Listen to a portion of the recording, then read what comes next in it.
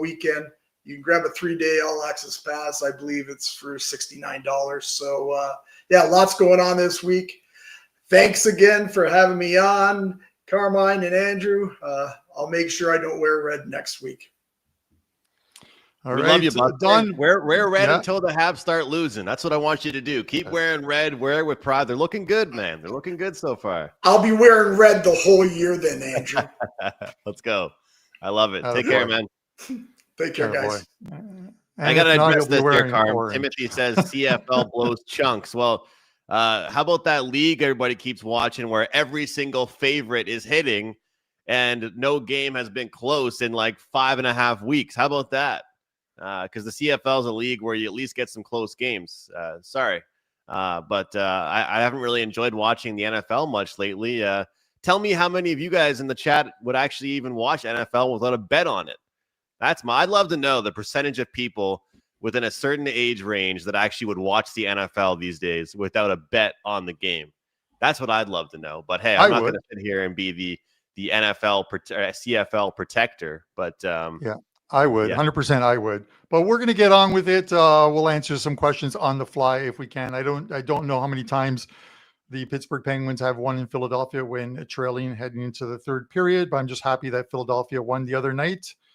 For me, because I did release him as a client play. Andrew, only you are going to give us thoughts on this next game so we can move along, because this will be part of my pod play at the end of the show. So we've got Carolina Hurricanes minus 223 against the New York Islanders, who are scoring some goals, plus 180. Total sits here at 6.5. You don't normally see 6.5s in Carolina games, but what are your thoughts on this? It kind of worries me here, Carm, because I like to respect the number that I'm seeing from the odds makers. With that 6.5, it's a bit curious. But I think that this is one of those examples where we're going to be able to catch, an Islanders team that might be overachieving offensively a little bit here. When you see an opener being at 5.5, heavily shaded towards the over, and then so much money pour in that every book ends up flipping to 6.5, it makes you want to go the other way. When I look at this Hurricanes team, they're above average. They're in the top half of the league as far as expected goals against. They are a good team at their core, and this is a team overall, and I'm always going to say this, when they play at home, that's when we're going to see the best defensive hockey out of them, when they get that last change and when they can play old school Carolina Hurricanes hockey. Now, when you look at the New York Islanders, the game went over against the Bees, over against the Flyers, over against the Wings, over against the Sharks, over against the Senators. The list goes on. Okay, this team has been sacrificing defense for offense a little bit. But my question is, how has it been helping them? If it's the next prize is, hey guys, if you score 3 goals tonight, you're going to be really happy. Well, what if you don't win that game? Does it really matter? Because right now, if you're an Islanders fan and you're going to the games, you might be having a little bit more fun. You might be watching more goals. And I always crap on teams like the Islanders and teams like the Predators for some boring games they play. But it's not winning them games, and we got Jimmy in the chat telling me that the trend is my friend, and I get it. I maybe been going against the grain too much in the NHL this season so far. But I think this is an under I like. Carolina and New York, I believe that I'm able to peg certain spots that you're going to see a really good defensive effort out of a team. I think I called it perfectly when the Senators got blown out or blew out Washington. Washington, their next game was 1-0 finish. It was a loss for them, but you guys get the point. This has been an Islanders team that's not going to be really happy with how they're playing defensively right now. I think Carolina is so strong defensively at home. This game is a take a nap game, Carm. Get on your couch, watch the Hurricanes game, and you might get put to sleep. I think it's going to be a low event, neutral zone type of game, and this is one of the unders I like on the board for Thursday night. All right. I want to thank Andrew for his thoughts on that game. This is one of the reasons why you should never drink in the morning. But with that said, Andrew, we're going to move on to bringing in, because we'll talk about that game later on in the pod segment. We're going to bring in, this guy is like a shot of Bailey's in your coffee. It just makes everything better having this guy on. Brian Leonard. He's a shot of Bailey's in a coffee. This guy is absolutely unbelievable. Brian, how about those Blue Jays? First They of looked all, awesome. And I don't know why you guys, I talked about this the first time he pitched on our baseball show. They need to call him Yes Savage. yes, Savage. Yes, Savage. You watch him play. I mean, it's been Most savage. strikeouts by a rookie in a World Series game ever. 12 strikeouts. Absolutely unbelievable. There is a game 6, and there possibly could be a game 7, but you only have one more show on Friday, I believe, Total Bases, which is an absolutely fantastic show. You guys got to watch it. If you're baseball fans, him, Trig, and the pimp, Tokyo Brandon, breaking down the games. Dressed up like his grandmother yesterday. Yeah, it's unbelievable. Like he looks like Kramer in that episode where he's wearing the pimp hat and he's got the cane and the whole bit. But anyways, Bri, you picked Vancouver and St. Louis minus 168 on the Blues at home, where they're normally good, but such a big price. And Vancouver plus 125. I think that's wrong. But the total sits here at 6. Blues 7-3 to the over in their 10 games. Vancouver 6-4-1 to the over in their games. Is that more, Bri, before you get into this game, because the teams have played so bad that it's the other teams producing the goals? It could be. I appreciate you mentioning that it was my pick to select on talking about this game, as if that Buffalo-Boston game was any more exciting. The reason why I picked this game, because I thought it was an interesting handicap. You got a Vancouver team coming in here. They've lost, 4 of the last 5 games. The only win was at home against Edmonton in overtime. They are a beat-up team right now. They've got some key injuries to that team. I haven't seen anything on any website yet if anybody's coming back, but I'm handicapping as if they are not. But this is also a revenge game. If you remember, on the 13th, St. Louis went in to Vancouver and beat them 5-2. So again, it's not quick revenge, 17 days later. But that tells you basically how this season has gone for Vancouver. I think it's a probably pretty good spot for them there. But you take a look at St. Louis, on the other hand. This is their 3rd game in 4 days. They come in having lost 5 straight. After this game, they go on the road and play Columbus, and then they come home and play Edmonton.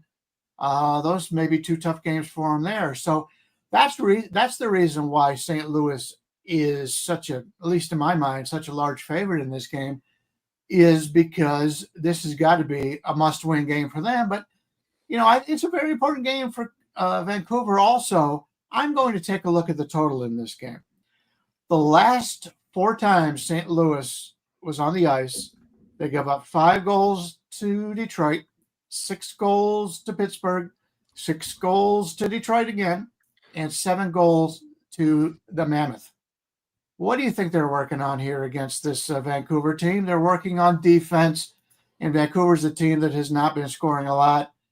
They've scored four or less all the way going back to like the 8th or the 16th of the season. Neither team is somebody I'm looking to play the over on. I think this is a good spot for the under because of the importance of this game. You're getting 6 right now, under anywhere from 16 to 20 right now. There's a couple of places to get to 5.5 to the over, but Vancouver, St. Louis under 6 because of the meaning of this game, and as bad as St. Louis's goaltending has been, this defense has been, they're not this bad of a team. They're more talented than that. So in the revenge situation, the team's already played once, and it was a lower score game, 3-1. I'm looking to play this game under the 6. I think that's the best bet on this one. Yeah, Brian, I released the New York Rangers the other night in Vancouver, I think they're like minus 113 or something like that. And I'm watching that game, and Vancouver they couldn't put anything together. I'm like, Quick looks pretty good in net. And then I looked up at the shot clock, and it's like second period, and Vancouver has like 10 shots on goal for the whole game. I'm like, it's not hard to stop a puck when you don't actually see the puck. Vancouver's just not scoring. I cannot. And yet they were still in that game because the New York Rangers can't score either for some reason. But I don't blame you on the under here.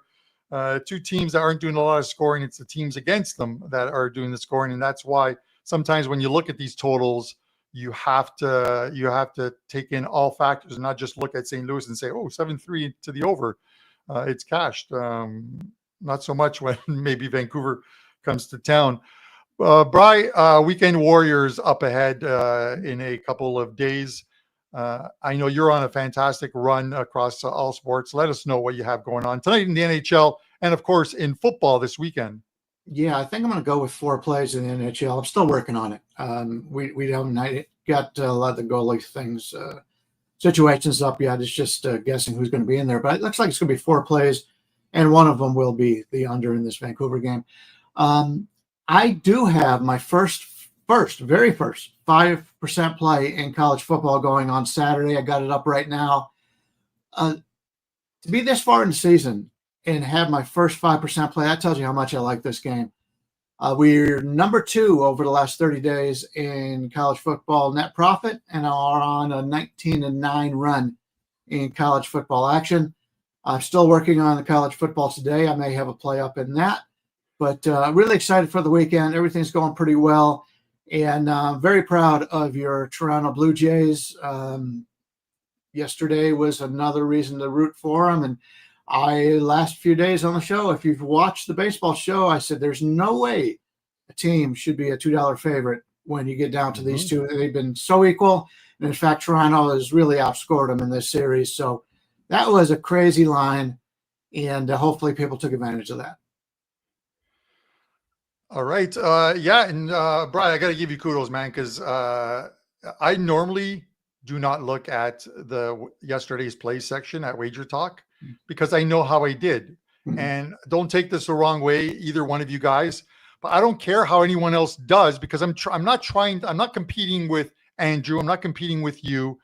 I'm competing with the Prez because he just drives me nuts. So I just want to say I'm doing better than him, but I know how he did the night before. So I'm just trying to be better each and every year. And I harped on this show last year in October how bad NHL was going, and that's why I just patted myself a little bit on the back. But man, to have your first 5% in college football this late in the college football season, kudos to you. And it originally started with, I wanted to say, I looked at yesterday's plays a couple days ago, and you took the Blue Jays at huge plus money, and then you also took them on plus 1.5 on the run line. Absolutely great handicapping by you, because I watched the show that morning. I always like to pop in and watch it in the mornings, have my coffee. So kudos to you, man. I wish you all the luck over the next few days. Cash some tickets, and just a little bit of inside info. I plan on going downtown this evening and lighting fireworks outside the Dodgers hotel room all night long. Yamamoto is not going to get any sleep. So just wanted to let you know that. But best of luck with that 5% play and your NHL cards this week and on the weekend, Bri. I'll save you a trip. He's probably got one of those sleep things that is LeBron and them all sleep in. So he probably won't even hear it.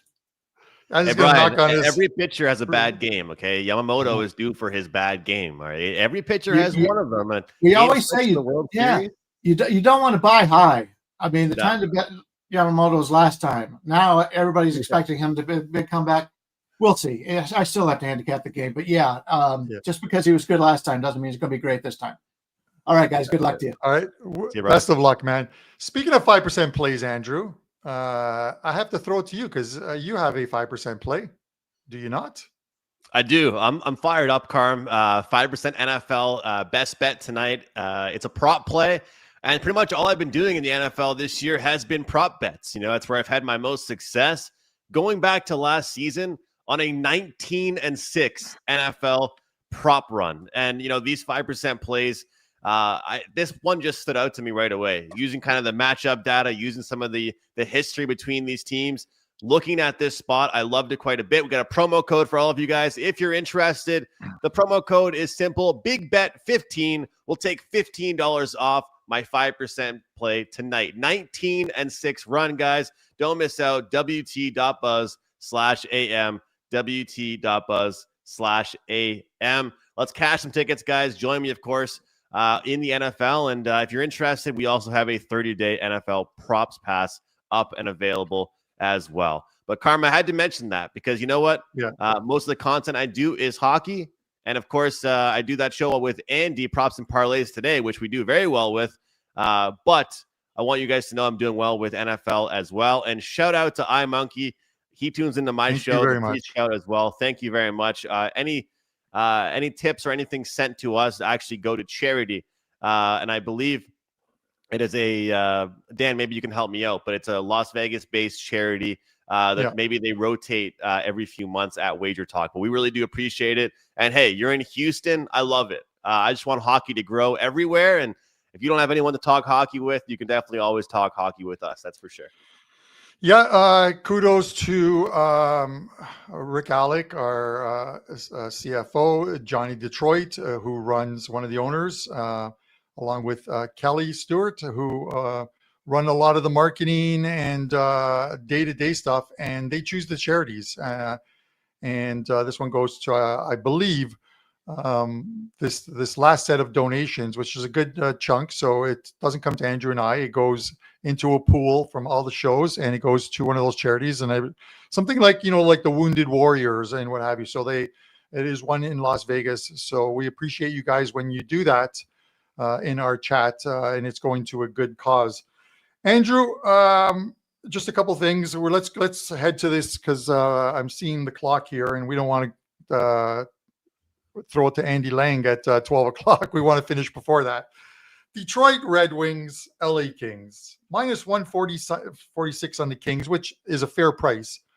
But is it just me, or is there like some value on this Detroit team that just keeps finding ways to win games? Plus 120, total sits here at 5.5. I have a slight lean to the over in this one, in a game in which I think the Kings are priced right. I would want a little bit more on Detroit, probably in the plus 130, 135 range, and I'd be all over Detroit in this game at that price. I'm going to look at the total here of 5.5. What are your thoughts on this one?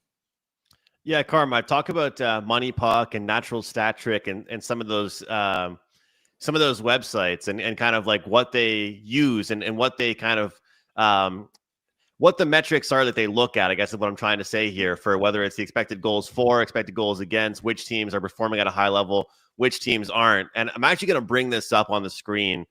I think it's pretty interesting here. Like, this is kind of the top right corner are the teams that are going to cash some overs for you, the teams that are going to be involved in high scoring games, the teams that are going to be exciting. The bottom left corner are the teams that are going to cash some under tickets for you. And then the right teams are going to be teams that are just scoring, and the left teams are going to be teams. Well, I'll tell you what, this LA Kings team, they're one of those teams right now. They have a much worse expected goals against than expected goals for. Like, this is a team that's not at least being a team. Like, here's the example. So the Columbus Blue Jackets, 3.56 expected goals for per 60, 4.11 expected goals against per 60. Anaheim up there, Winnipeg up there. The Mammoth, of course, are up there. But this Kings team, their scoring rate compared to their chances giving up rate is just not there whatsoever. And so we can keep asking ourselves when it's going to get better for them. But at the end of the day, for me, it's either dog or under in this one. Because if the Kings have a chance, I feel like they're going to have to clamp down defensively and finally get better at their defense. But until they do, I am interested in the underdog.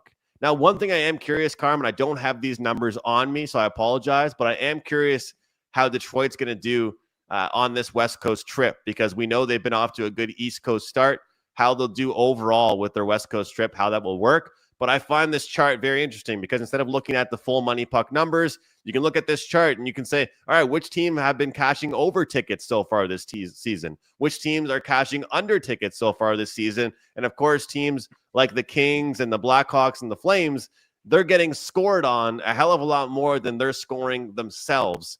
So I'm with you. I think the dog is certainly worth playing in this one. But I also potentially would look towards the under just because I do think the Kings might try and play the old school boring brand of hockey. Yeah, I think so as well too. I think and someone had mentioned in there, it's odd with the Kings just because they've only played 3 home games thus far. So I can see a team is 0-3 at home, and you're like, is this the time in which they finally get a win on home ice?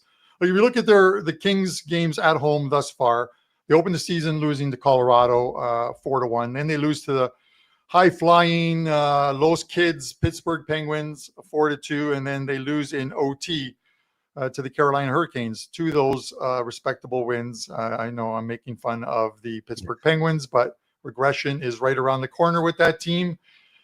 Can they get it tonight? I don't know. Just because Detroit is playing well, you would think the Kings are eventually going to win at home. And I get it. Kopitar's back into the lineup as well too. This team's eventually going to get the wins. I think it's one of the ones, Andrew, that you actually have to look at the goalies and just make sure that you are getting Darcy Kuemper with the LA Kings. He's expected to go tonight, but not yet confirmed. It's Cam Talbot who is confirmed for Detroit tonight. I would want to know the goalies before I bet this game, because I do not have faith at the moment in Forsberg for this team. Not the way I've seen him play thus far. He's going to be better, but I would rather see Comfort at home in goal tonight and then probably lean there. But I'm going to look at the over 5.5 here. If it was at 6, I'd be off of it. At 5.5, I can get there, Andrew, with this one. Feels like a 3-2 game in the third period where we see the 6 to get it over the total, whether it's empty net or not, remains to be seen. Thoughts? Yeah, I mean, to me, like those numbers that I brought up, it just depends on which LA Kings team we see, what they want to bring to the table, because right now they're giving up a ton of chances. The question really is that, are they going to want to change who they are and actually try and be a defensive team, or are they going to play first to 4, first to 5 wins? From where I'm sitting, I think they're playing so poorly defensively. They got to just shut it down. They got to turn into a boring team, because any game that they're playing first to 4, first to 5 wins, they're losing those games.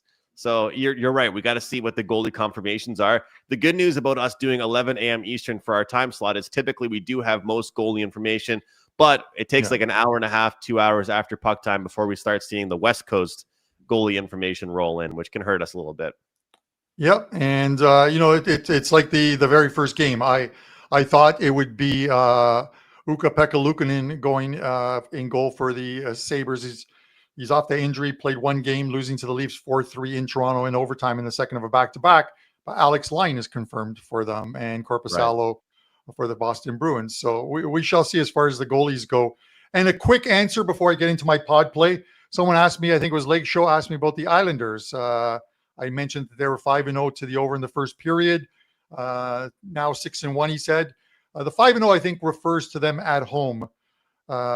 They've played 5 games, and all 5 games in the first period have gone over the total for the New York Islanders.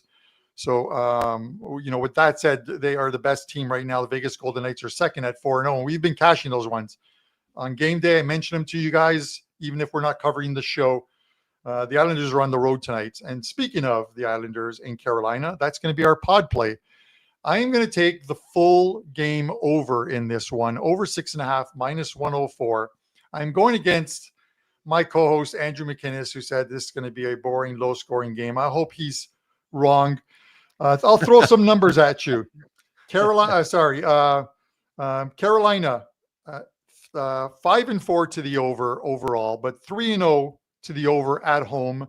The New York Islanders, 8-1 to the over in their 9 games this season, 4-0 on the road to the over.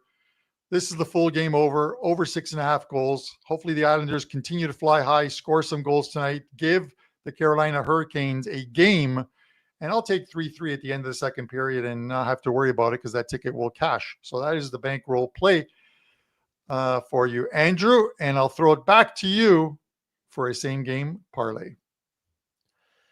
Carm, we're going to do the same thing we did 2 days ago on the show. I'm going to tweet out the same game parlay. We got to get to our next show. I apologize for being head-to-head with you, but part of me also thinks it's kind of cool because, hey, you guys want to see authentic and organic content. Well, this is probably the first time of the whole season I haven't checked to see what Carmine's bankroll play was. So there it is. We'll see. Somebody will be right, and we'll see what ends up happening with that one. Guys, you can find Carmine at WagerTalk.com, myself at WagerTalk.com. If you enjoy Puck Time, we got 500 of you live in the chat right now across X and YouTube and multiple other streaming platforms. Hit the like button, subscribe to our channel, and comment to let us know who you are betting. Guys, comment on YouTube below after the recording. Give us a goal scorer. Give us a goal scorer that you guys think, someone that's going to score. Give us some juicy odds as well. If you get one right, we'll shout you out tomorrow on Friday's show, okay? All right, let's have a great day. Let's cash some tickets. We'll see you guys next time right here on Puck Time.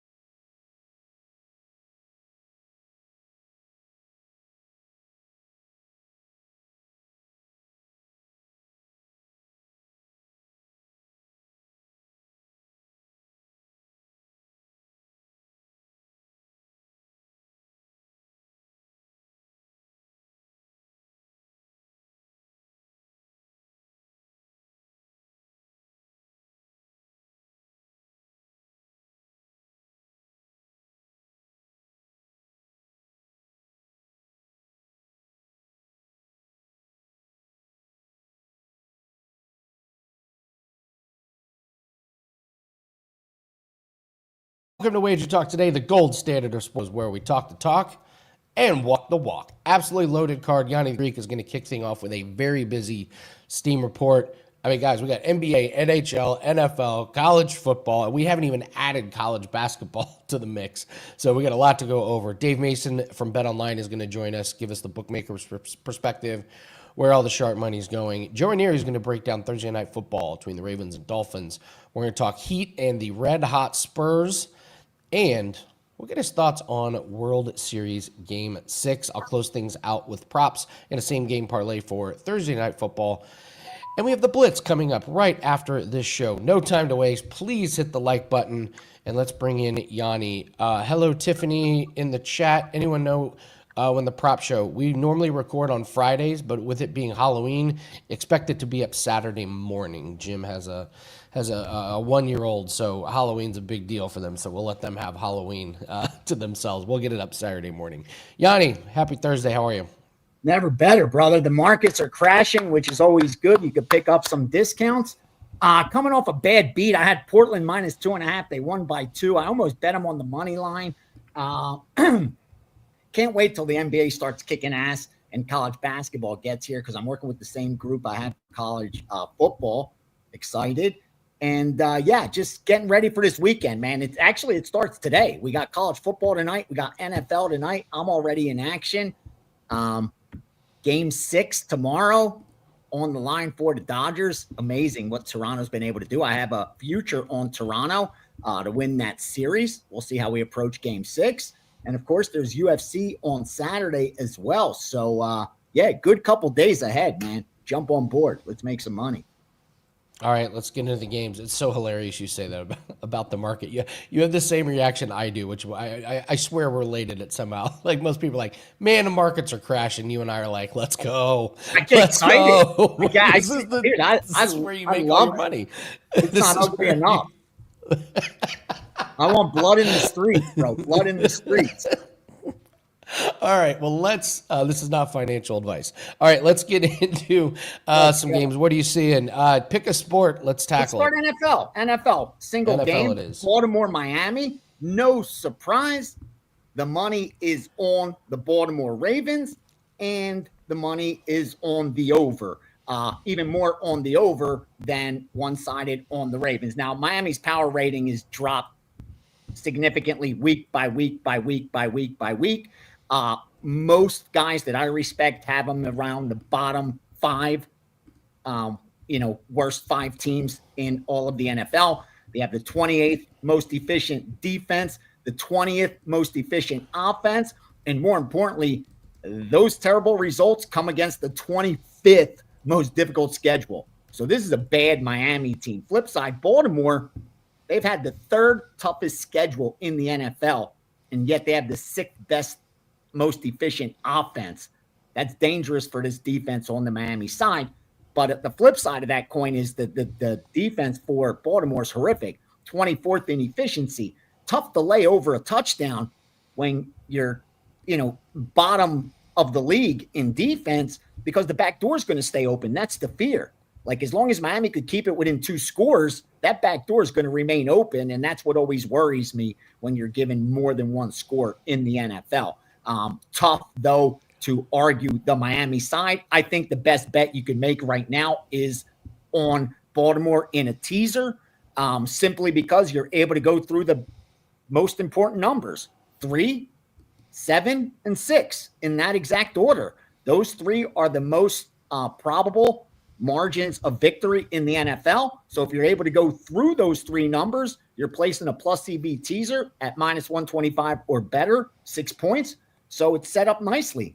You take Baltimore down to minus 1.5. The only problem is now you got to find something for Sunday or Monday night. But there's plenty on the board already. There's 2.5s out there that you could tease up. You know what I mean? Buffalo up to 8, Arizona up to 8.5, Denver up to 7.5. Like there's teaser opportunities available. So I think if you like Baltimore, that's probably the better way to play it. The only negative is the high total. Again, points are worth more with lower totals. So I would have liked to see the market moving under that total, like 48 opener. If you were seeing it going to 47, 46.5, then it would be automatic. But I think that's the way to play it. I think Baltimore sets up nicely on a teaser tonight, unless they use teaser protection. And that's what else sticks out. Why are they not up to that teaser protection number of 9 like they did with some of the Sunday games? We saw them do it with Detroit right away against Minnesota. They bypassed the number 8 and went straight to teaser protection 9, but not so far with this game. So interesting to see if they take a position, because all the action I'm seeing, all the books I've heard and spoke to all say the same thing. They're going to need Miami tonight. They're going to need the under. Doesn't mean anything, but that's what I got for that NFL game. I've seen this story before on Thursday Night Football. Road team, big favorite. We've seen this too many times this year. You're not fooling me. Yeah, to be teaser or nothing. There's no way I'm laying the 7.5 with Baltimore. You're right. It screams backdoor cover. Books make out like a bandit. Everyone's left holding their tickets. They're up 13 in a meaningless game, right. And with 1:32 left, they're in the prevent defense. And that just prevents you from covering. That's all it does. I hate when I see that prevent. You've played great defense the whole game. You've held them to 3 points for 3.5 quarters. Why change it up now? I never understand that, but yeah. So funny. College football, what are you seeing in the markets? All right, college football. This is where I get a lot of pushback. And here's the beauty of sports betting and markets. We all have opinions. And rightfully so. We all should have our own opinions. But the beauty of it is at the end of the day, we find out who was right and who was wrong. Just like with the market, same thing with the betting market. And in college football, I've gotten so much pushback because I've called a lot of these top 10 teams phony based on my power ratings. I have nothing personal against it. People think I hate this team or I hate their school, or I have no love or hate for any single team in any market. That much I can promise you. I just trust my power ratings, which tell me a team like Texas A&M isn't as a top 10 team. A team like Vanderbilt isn't a top 10 team. A team like Georgia Tech isn't a top 10 team. That's how I make my money in college football. Let me give you some steam. So far tonight, not much. Here's what we're seeing. Money that came in on Marshall at the opener. Sharp guys got down at about 4.5, even 5. Public's betting Marshall at 6.5. Don't be surprised. That'll probably get to 7 because it's that one-sided. And as the money line bets come in and as the parlays come in on the money line and the teasers, they'll probably have to go to 7 there. Also getting over money in Marshall and Coastal Carolina. Tulane, UTSA. You saw sharp money come in on UTSA early in the week, that and pushed it down to 3.5. Since then, we've been getting over money. Favorite money as well. So you have a difference of opinion with sharps, Tulane and UTSA. I like the UTSA side. I think home dogs. I thought 4 was too many. Seems like the market disagrees with me, because now it's up to 6 in some spots. As far as the weekend goes, I'll shout out some of the Saturday sides that already got confirmation. 364 Utah. Utah's been getting bet, man, all the way up to even last night. One of the groups I work with, when I woke up today, I looked into the account because I give them access to it themselves like later because they're 3 hours ahead. And I woke up today and saw they bet Utah minus 9.5. Like they had bet them at minus 7.5. They had another account at minus 8.5. And then last night they bet Utah again at minus 9.5. That's why you're looking at Utah minus 10. 323 East Carolina minus 4.5. 323 Florida State. I'm bringing you that because there was pushback. Florida State got hit at 8.5 and 9. And when they jumped to 10, that's when you saw Wake Forest plus 10 short money come in. So you have FSU minus 8, Wake Forest plus 10. Shows you how tight these lines are. Drop down to UCF. That seems like a popular pick. Plus 5, plus 4.5. Miami, the Hurricanes, bounce back after losing. A few teams do that. They crushed last week. That's why they're getting love again. Minus 10, 10.5, and 11. And finally, 381 West Virginia at 2 touchdowns or better. And South Carolina plus 13, 13.5. So got some college football already. The totals today. Pay attention to odds logic. Today is when they bet the totals in college football. You could pick up a lot of information just looking at your screen. So yeah, good weekend of college football. No like big marquee game that really jumps out. But a decent board, and we got some good bets in already. Not a lot of NBA games tonight. We got a couple really good ones. I'll be breaking down Golden State and Milwaukee here towards the end of the show. Yanni, I don't see a ton of line movement. No. Maybe some on the under, Miami, San Antonio, but nothing of real note, right? No. What I am seeing is public money on NBA today. And I think they're just, it's a small board. They're primetime action tonight. Yeah, primetime college football, primetime NBA, and primetime NFL. That usually gets the bettors excited, and they're already tying up this NBA action. Here's what they're on the heaviest. Charlotte. Surprisingly, they're on the dog there. They faded Orlando yesterday. I didn't check that final if Orlando covered, but they were fading Orlando big time. But there was sharp money on Orlando. Seems like the same thing's happening today. They're on Milwaukee, another dog. Milwaukee, home dog, and the over. They're on Oklahoma City, not afraid of laying the 14.5, now 15.5, and obviously going over there from 229 to 231.5, and they're still betting it over. And the same thing with the Spurs and over. So it's favored and over in the late games. The two early games, it's dog and over. So interesting there is two home dogs with Milwaukee and Charlotte. I can actually give you what happened with Orlando. I can't confirm this, but I just know. So Orlando's really been struggling, and there is a very popular NBA podcast that pretty much trashed Orlando, and then they went out and got boat raced last night. They lost by 19 to Detroit. Now they're on a back-to-back. So I know a lot of people. It's a podcast that hundreds of thousands, if not millions, listen to. They do kind of a little hit piece on Orlando. Then Orlando gets creamed. So you're gonna see a lot of public money fading Orlando over the next week or two. And to be honest, the Magic haven't been good. This was a team with high expectations. They're 1-4. So obviously it's a long season, but I would bet that's why we're seeing the fading on the Orlando Magic. Yeah, and it's a team like Charlotte. It's not even like, I can see if it's the Bucks, it's the Lakers, but they're doing it with the Charlotte Hornets. That same podcast loves Charlotte. There you go. They love perfect storm Charlotte. for them. I'm telling you, it's pushing the narrative. Storm. Yeah, it is. It's pushing. Is the whale play of the week tonight. Yes. So, and yeah, Paul brings it up. Desmond Bane has been a horrible fit. This is a team that's built on hard defense and good perimeter defense, and Desmond Bane, not exactly what he's known for. So, Anything in NHL? Let me see real quick. You gotta love hockey. It's one of those markets people overlook, but every once in a while you find some gold. The only thing I'm seeing is parlays on from the public. Ottawa, Philadelphia, Pittsburgh, all the usual suspects except Pittsburgh. Pittsburgh's a dog getting bet. Wow, surprising. And where's that other one? St. Louis, all favorites. St. Louis, Philly, and Ottawa, Philly, St. Louis are the most one-sided. I'm talking like 10 out of 10 bets, not even 9. It's just one side. It's only those three teams.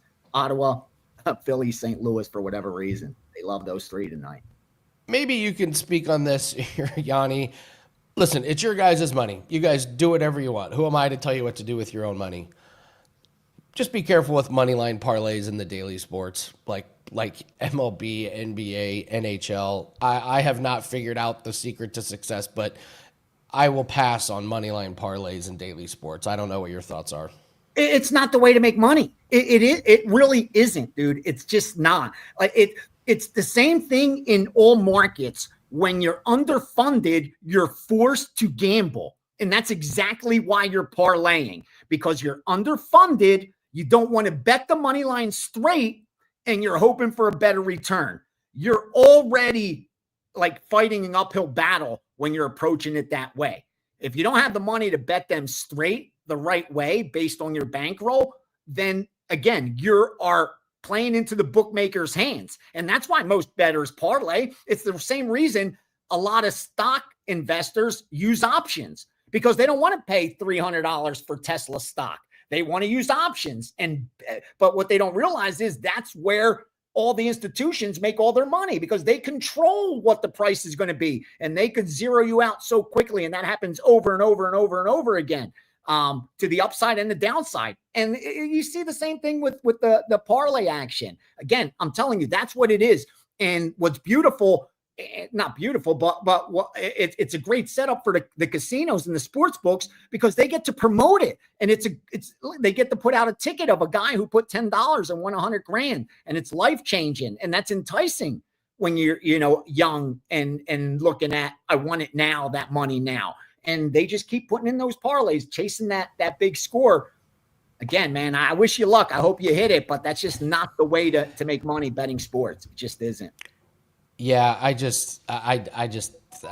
haven't figured out the secret to the success on that one. I learned my lesson years. It's like, dude, it's like everybody keeps asking. I just got to say this because I'm tired of hearing about the fix, like they were fixing those games. And they're like saying, why did these guys that are making $20 million a year, why would they fix the game?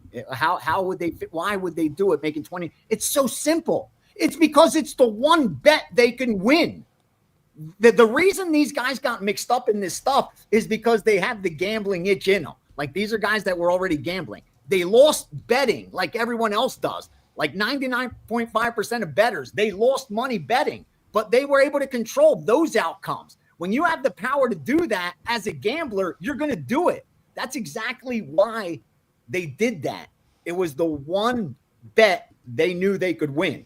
Those were gamblers that found an edge. That's all that happened there. Like, it is how much money they were making. It's the fact they probably got crushed, lost a ton of money gambling, and now all of a sudden they could win some bets. That's all that happened there, dude. It's not like any deeper than that. Just human beings that saw opportunity to win a bet. Not rocket science. No. Sometimes don't overthink it. All right. Gianni, tell everyone what you have up on this Thursday. Yeah, there's primetime college football. Number one in college football. Won 9 of the 10 weeks. Looking for a big weekend once again. Starting off tonight with a 2-pack. Both games, both 4% bets.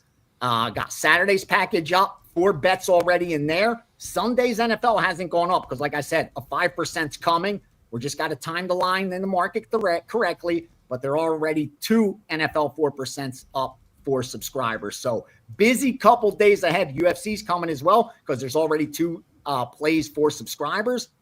Let's just do damage this weekend and join me in the steam room Sunday. Thanks, Andy. Have a good weekend, brother. Good luck. Absolutely. Yanni's Steam Room available to long-term access clients and WagerTalk YouTube insiders.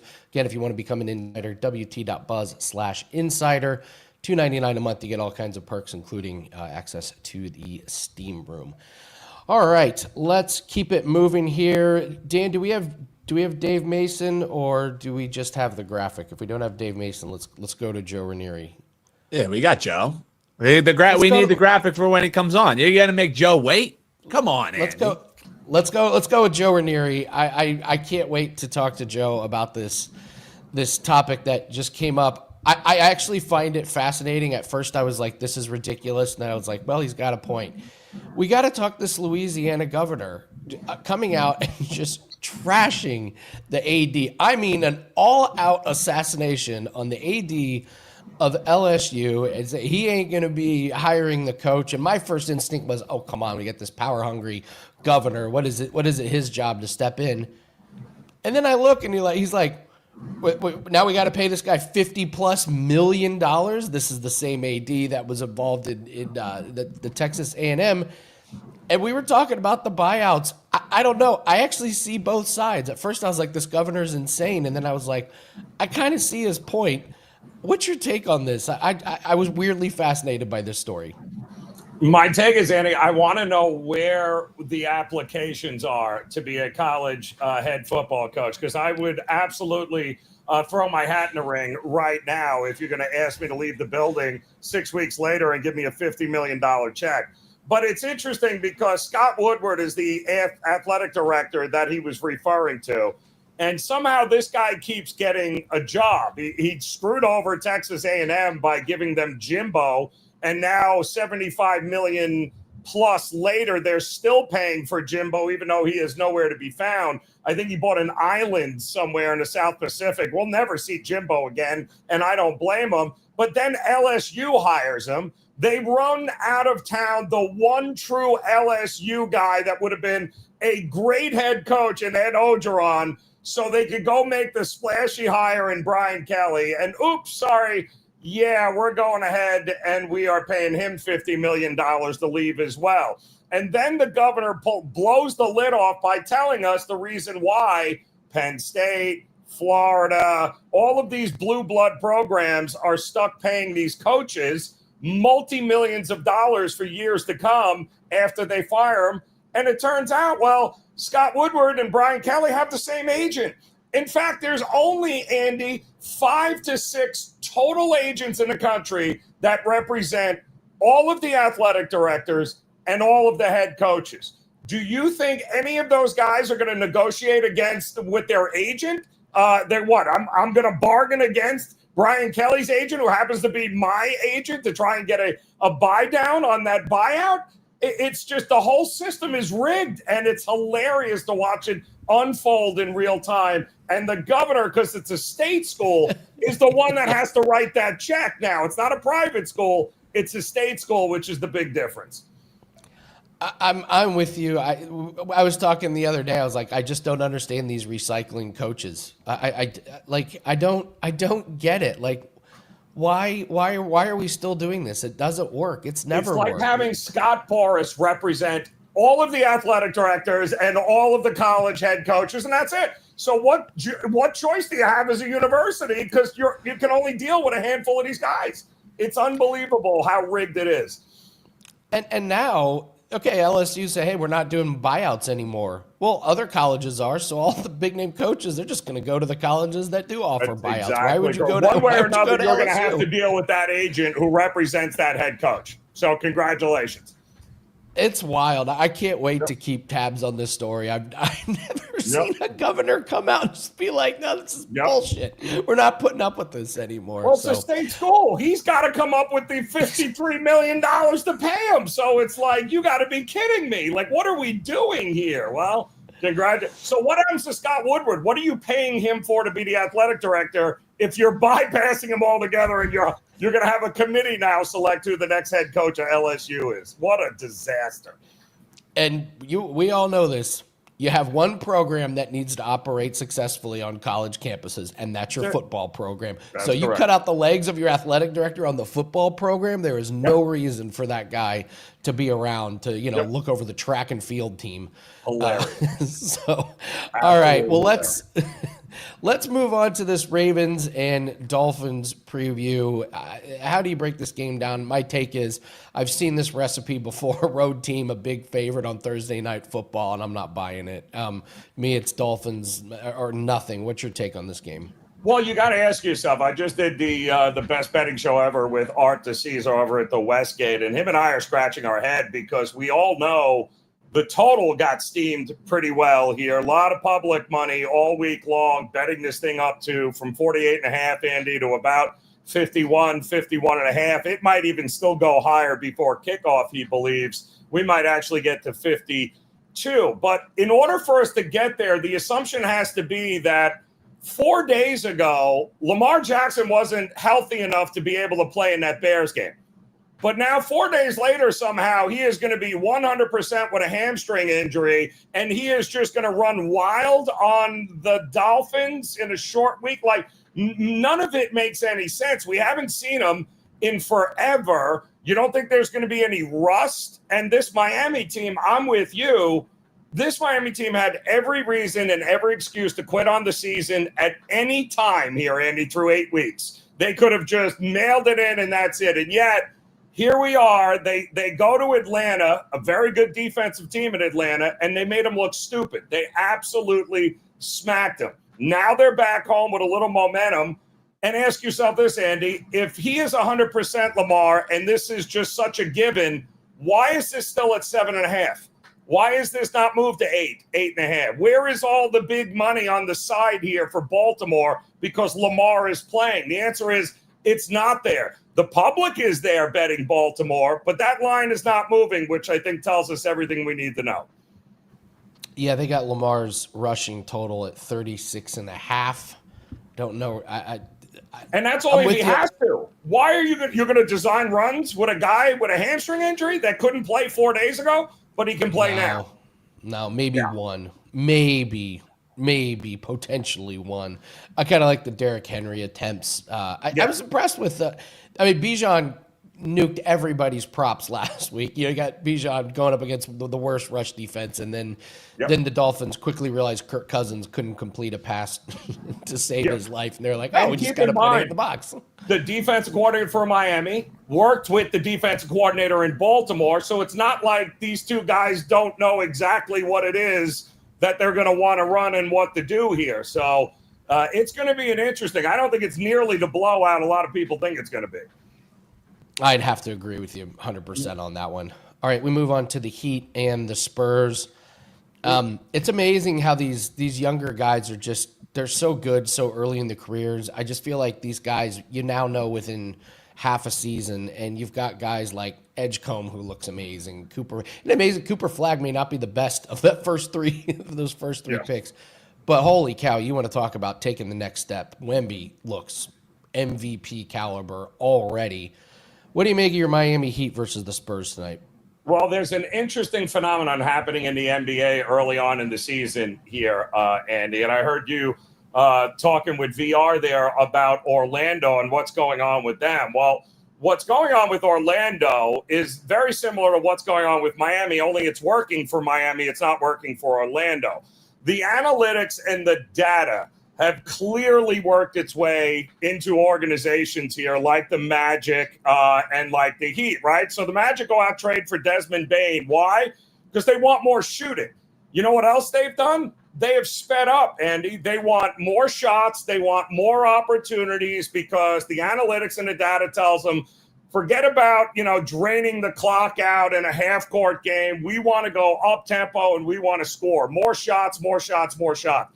Well, the problem is that's not working for Orlando. Orlando is chucking up shots with absolutely no idea what to do afterwards because why?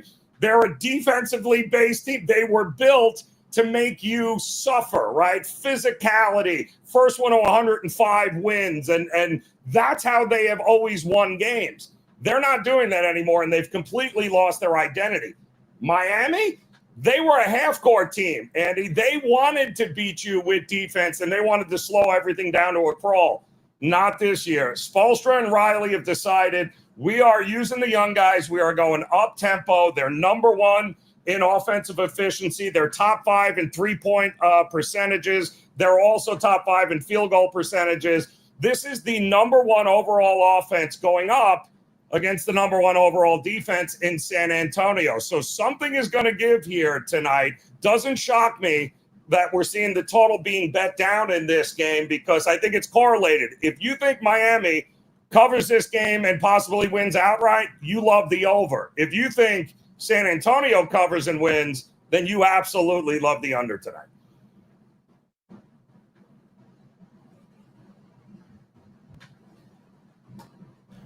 Your team has over 140 points twice already this season. That was 130 a game. That was unfathomable last season with your Miami. Correct. And I would trust Spoelstra over almost any other coach to make that transformation. So right now that game, San Antonio's sitting at -5.5. Like Joe said, you got some unders coming in at 231.5 was the opening line. 228. So if you like Miami, you're going for the under. All right. We work with guys from Toronto. Joe, we're never going to hear the end of this if the Toronto Blue Jays end up pulling the comeback. And boy, what a nightmare for the US media, sports media. They go from the Dodgers potentially winning to a team from Canada winning. I was thinking about that. I was like, boy, that kills a lot of segments. All right, what do we make of this next game? We got Yamamoto for the Dodgers, Gossman for the Blue Jays. What do you think? Well, none of this should be a shock. It's clear that the $127 trillion that you have paid to put together this Dodgers team can guarantee you maybe a trip to get to the World Series. But there is a reason why we have not seen a back-to-back champion since the Yankees in 98 through 2000 when they won 3 in a row, Andy. It's not an easy thing to do. And we all know in baseball, money doesn't buy championships here. It worked well for the Dodgers last year, but they are struggling here up against this Toronto team. They have gone cold at the worst time. Are they the better team? On paper, absolutely. But I don't know. Does Mookie Betts still play baseball, or did he retire? I'm not sure because we have not seen hide nor hair of him in this series. The Dodgers are hitting 202 as a team in this series. 202. If it wasn't for Ohtani and Freddie Freeman's occasional single, it's head scratching. 6 of the 7 home runs that they've hit in this series have been solo shots. That's it. They can't score. After that 18-inning game, they've been boat raced by this Toronto team. But I'll say this: if you're holding a Toronto ticket, right, to win the whole thing, this is your last chance to hedge here because you're never going to get the Dodgers at the price they are right now in this series. Now's your time to hedge out. If not, if I'm Toronto, I need to end this tomorrow night, Andy. I do not want to go to a Game 7 because we all know in a Game 7, it is legit a coin flip, and all of this goodwill could be for nothing in a Game 7. So if I'm Toronto, it's lay it all in, all the chips in the middle of the table to win this damn game tomorrow night. Ohtani's got 3 home runs in the series. Mookie Betts has 3 hits. I mean, it's crazy. And what was the big idea, Dave? You were going to spark the lineup by dropping them to the third hole? Like, you had him batting third? He should be like 8th or 9th down at the bottom until he can actually put the ball in play. It's been an embarrassment how bad he has been here.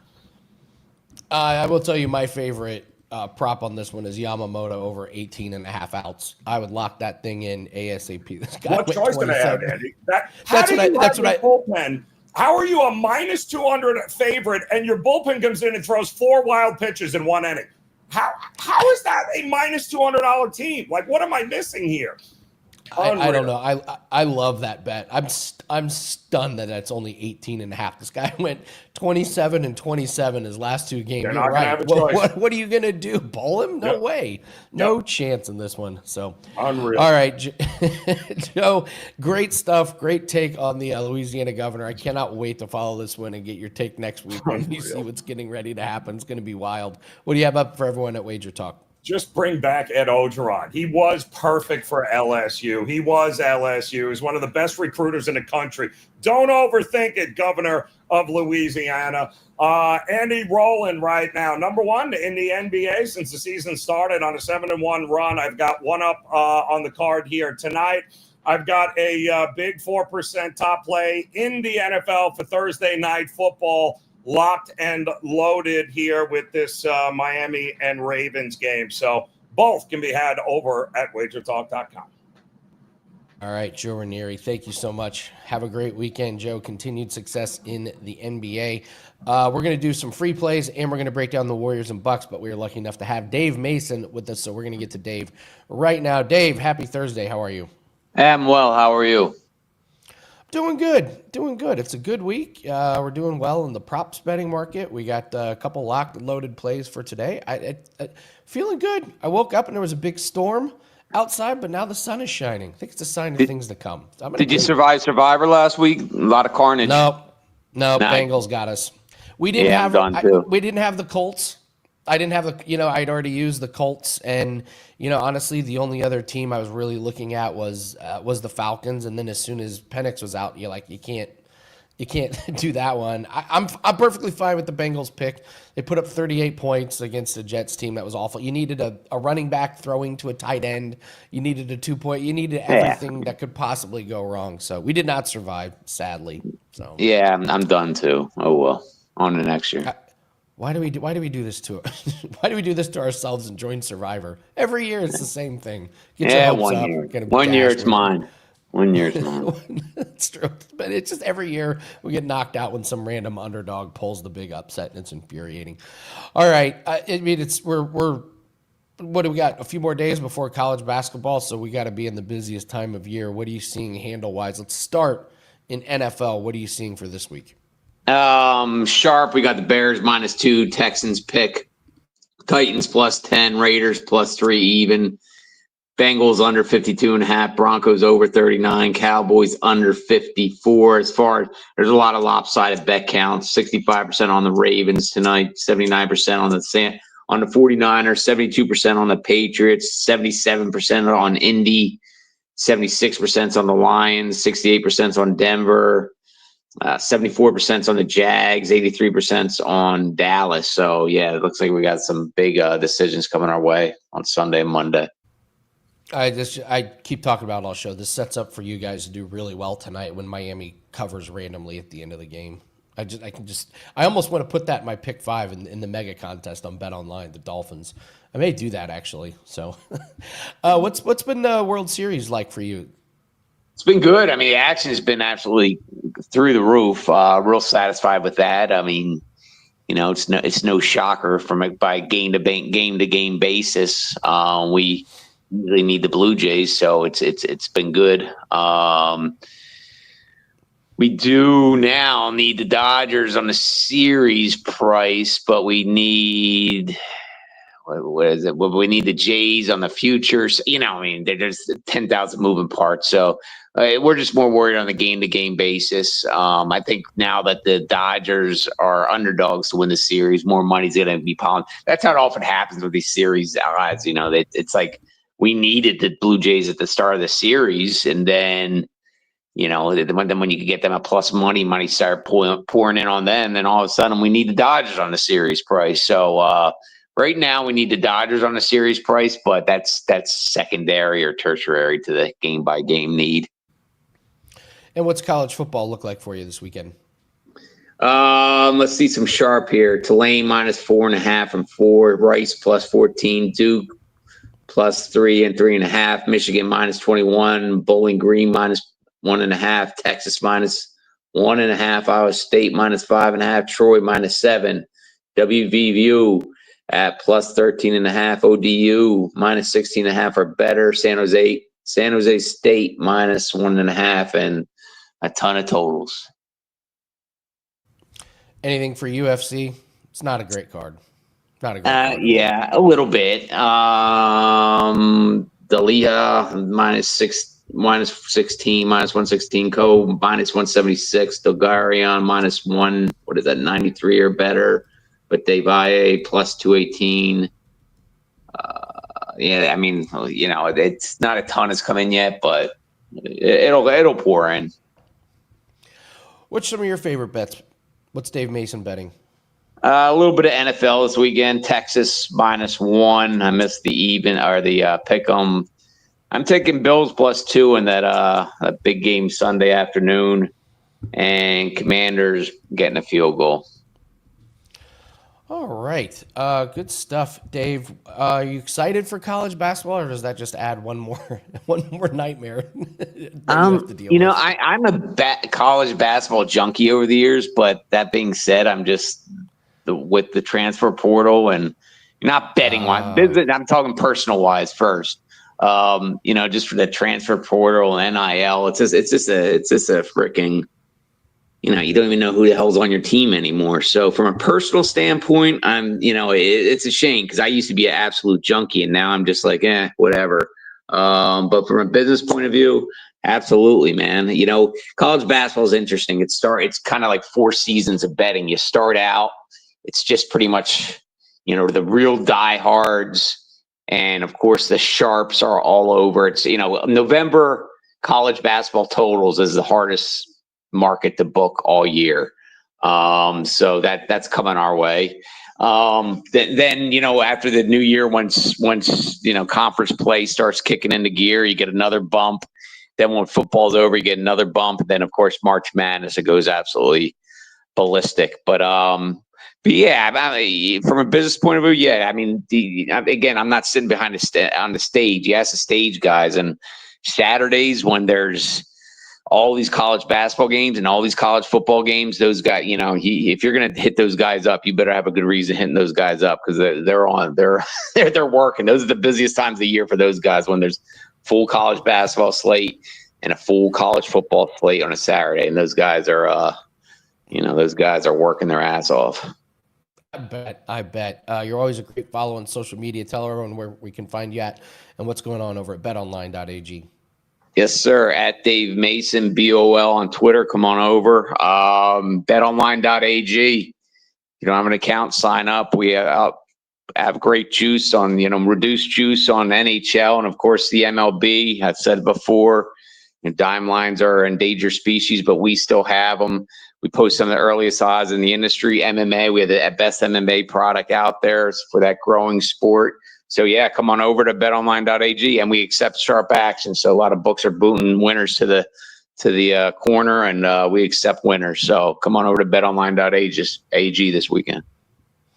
All right, Dave Mason, thank you so much for joining us. Tell everyone every week I use BetOnline every single week, part of their contest. They're the first to come out with MMA lines, so I always love using them. So, all right, we got some free plays, and we've got a breakdown on the Warriors and the Bucks. Real quick, guys, I've been talking about props all week. We unfortunately lost the official client play last night. We're 4-1 this week in props, so really happy with that. And we always talk about, hey, get this play.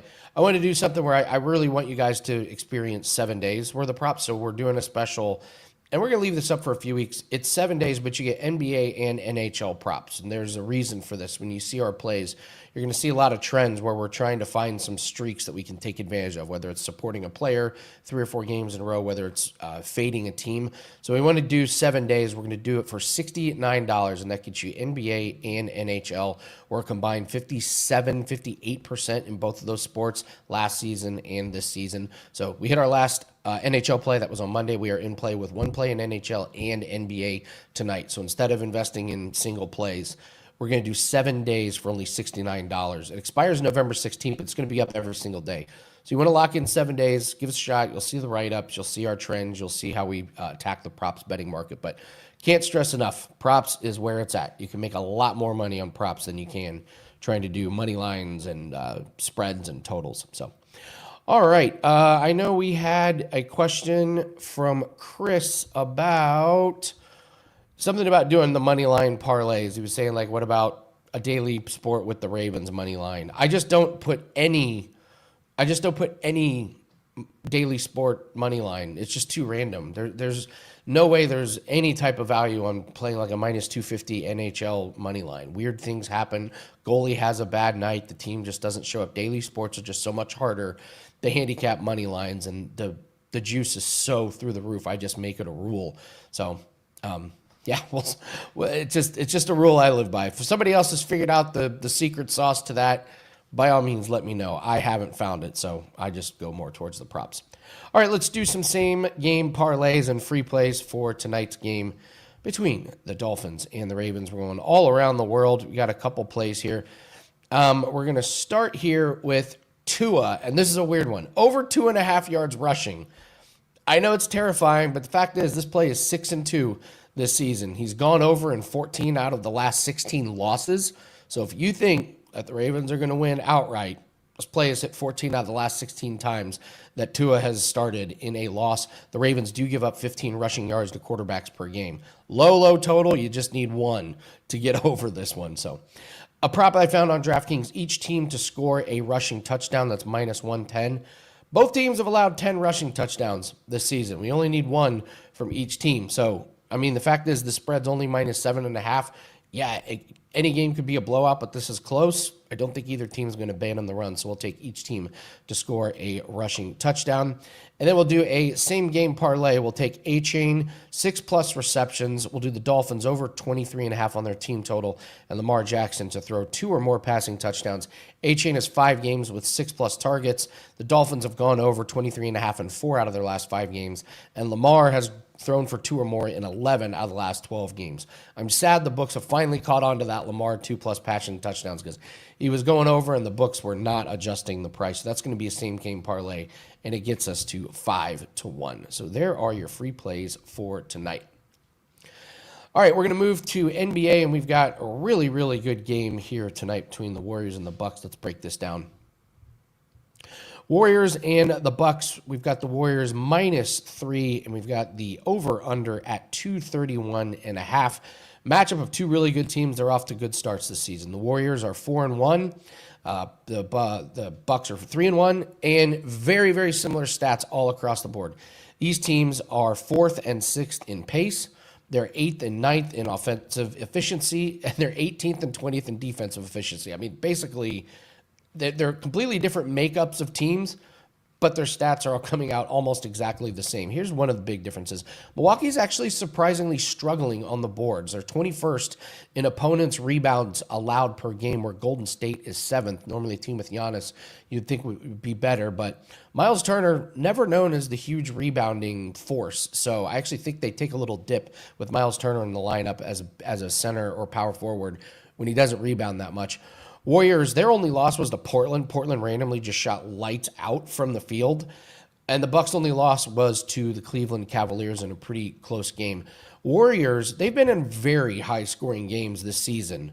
And then comes their random last game where the final score is 98-79, where the Clippers shot absolutely horrible from the field. Meanwhile, the Bucks, all of their games have gone over the total this season.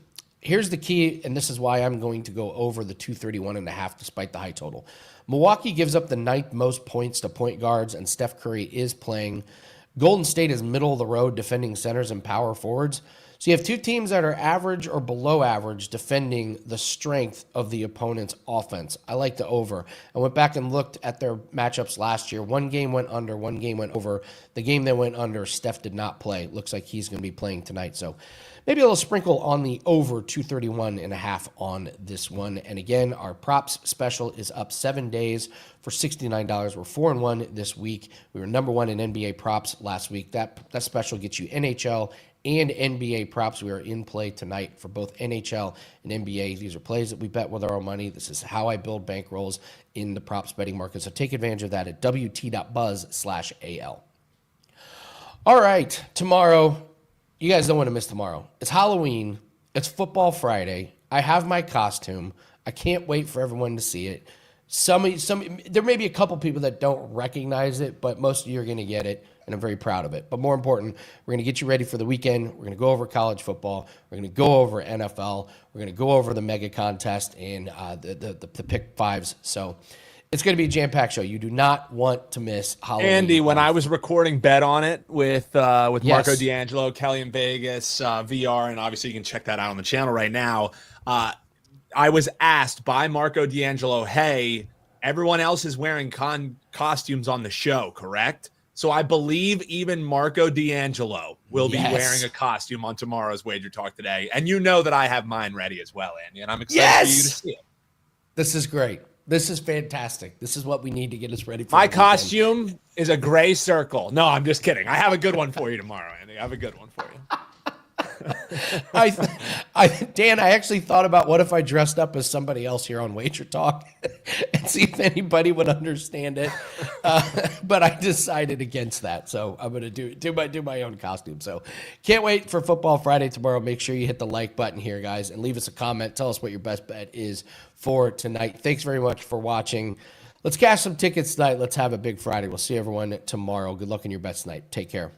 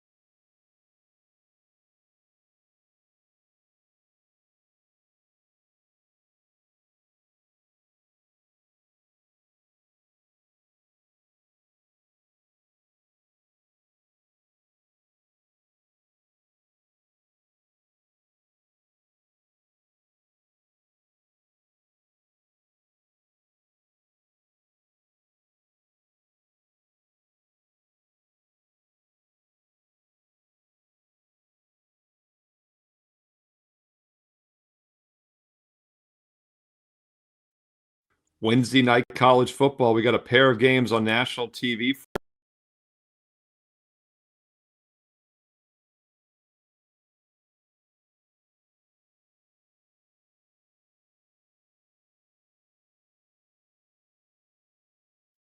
Welcome back, everybody, to WagerTalk TV. I'm Ross the Boss Benjamin of WagerTalk.com. It's Tuesday, October 28th, and there's a Thursday night football matchup in the NFL between the Baltimore Ravens and the Miami Dolphins, two teams that a lot more was expected of them than what their current records are. However, both are coming off a win. Who's going to be able to put together a two-game win streak? Will it be Baltimore? Will it be Miami? Or should we opt for an over or under on the total, which is anywhere from 49.5 to 50.5 as we speak? I'll have those answers and much more in just a moment. Before I get to that, folks, real quickly, if you have not subscribed to our YouTube channel, please take a second to do so. It's absolutely free, and you'll be privy to some of the best sports betting experts in all the world right here at WagerTalk TV. And while you're at it, provide yourself a nice convenience by clicking on that alert notification bell for WagerTalk TV. If you've just subscribed, or if you have subscribed and you didn't do this already, click on that alert notification bell. You'll be alerted immediately upon any of our great content going up on our great channel. Also, folks, be kind enough to give me a like on these videos. I would really appreciate it. I'm doing my best each and every day to put the time, effort, and work into doing my best to put you on the winning side of the ledger, which I've done much more than I have in over the last 15 plus months here at WagerTalk TV. And again, we hope to do so today as well. And I feel confident that we are going to do so. Let us know who you like in NFL Week 9 action, starting with this game or anything on the Sunday or Monday card. Just leave your picks or your thoughts, whether it be a player prop, a side, a total, a halftime side. Leave your comments in the comment, or leave your picks in the comments section, folks. It's very important, your participation.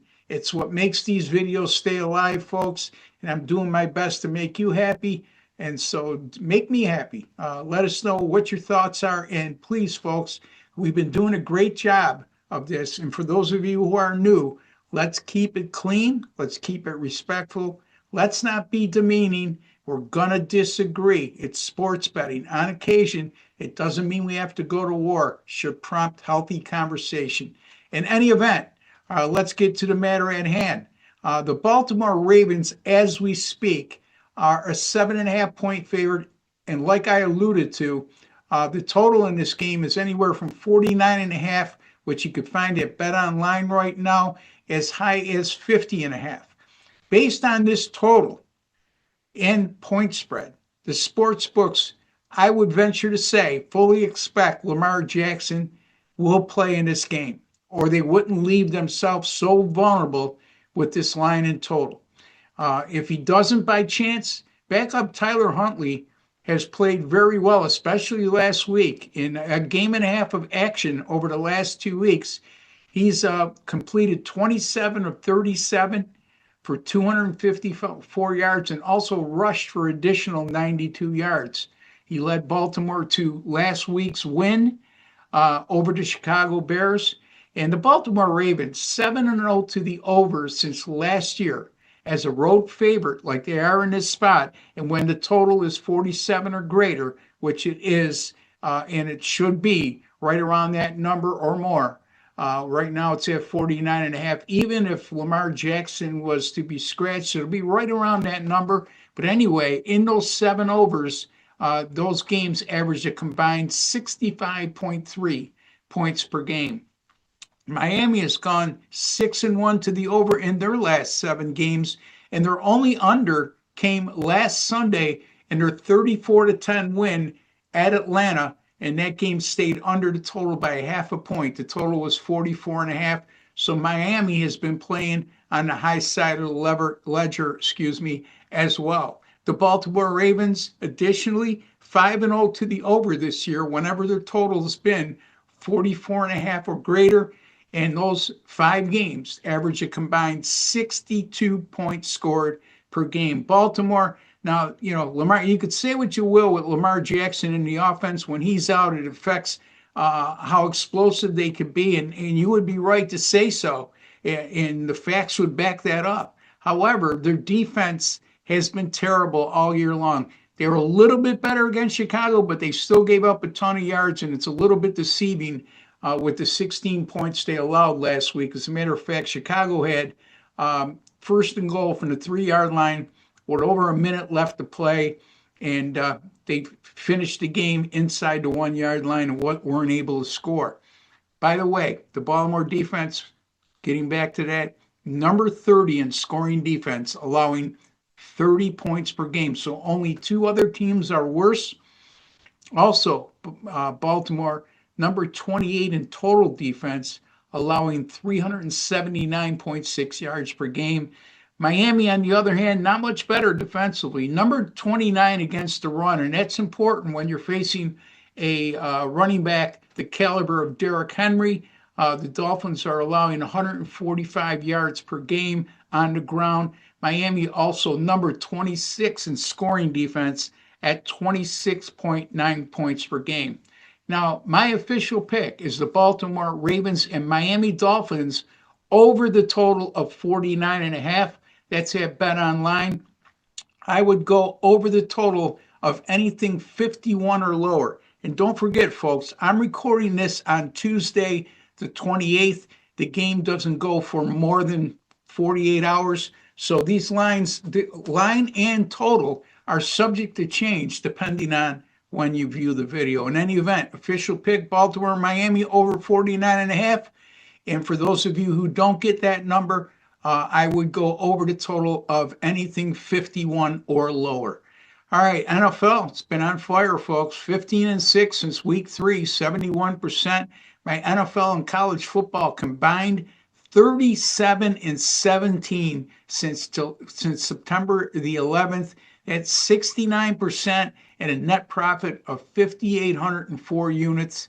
Right now, college football, number 1 in win percentage, 24-12, 67%. Number 2 in units earned this season, plus 39.13 units. Last year, college football, number 1 in both units earned and win percentage.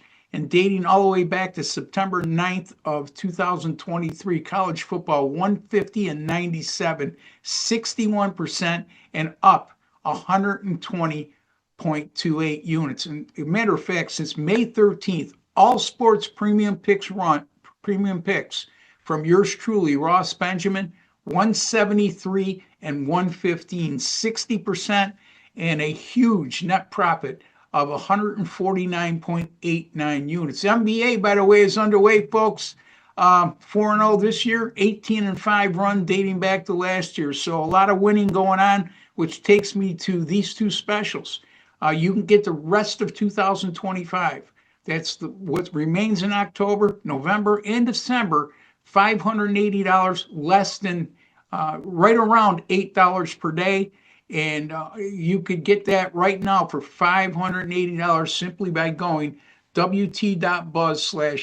That includes all sports, all premium picks, including 5% best bets.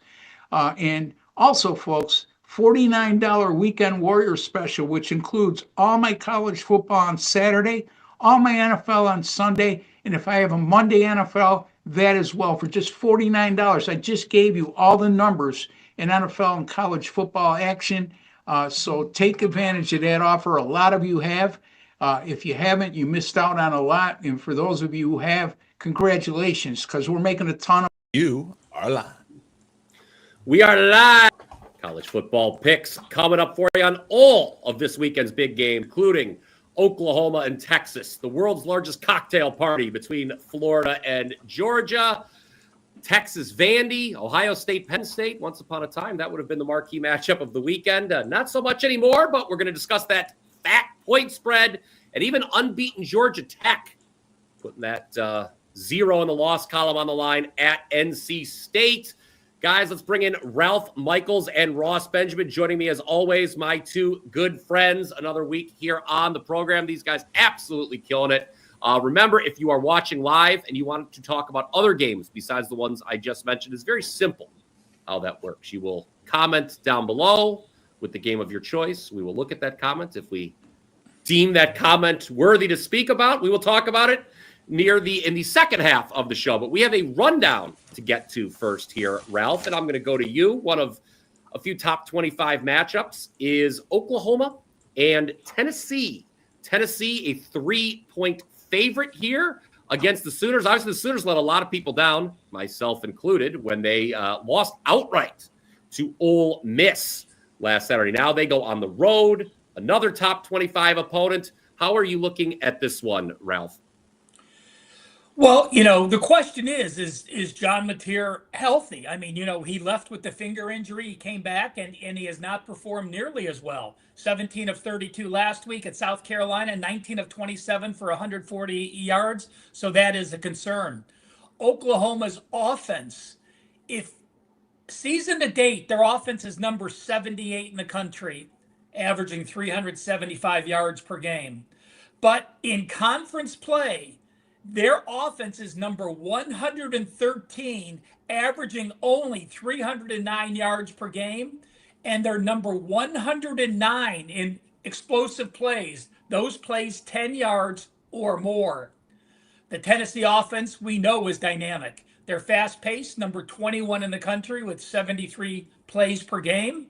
Their offense, number 3 overall, number 6 if you're only looking at conference stats. And their defense, just like Oklahoma's offense, has gotten worse in SEC action. When you look at Tennessee and SEC play, their defense is allowing 445 yards per game. That is number 116 in the country.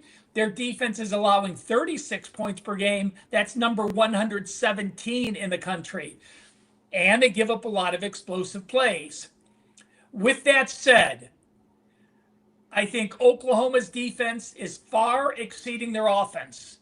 When you look at the averages compared to their other opponents, Oklahoma's offense 70, their defense is 7. On Tennessee, their offense is 13, their defense is 91. But I like the way the last couple games, we've seen a little better pass defense, even though Kentucky did eat them up for yards. I'm going to go under here. I think Oklahoma gets conservative off the loss. I think Oklahoma's defense can slow Tennessee's potent offense. And I don't think Oklahoma's offense is good enough, even against this weak Tennessee defense. A fair price for these two teams at 55 and a half, under for me. All right. Kind of a tough game, I think, at least, to pick a ATS winner. So Ralph Michaels turned to the total, and he likes the under.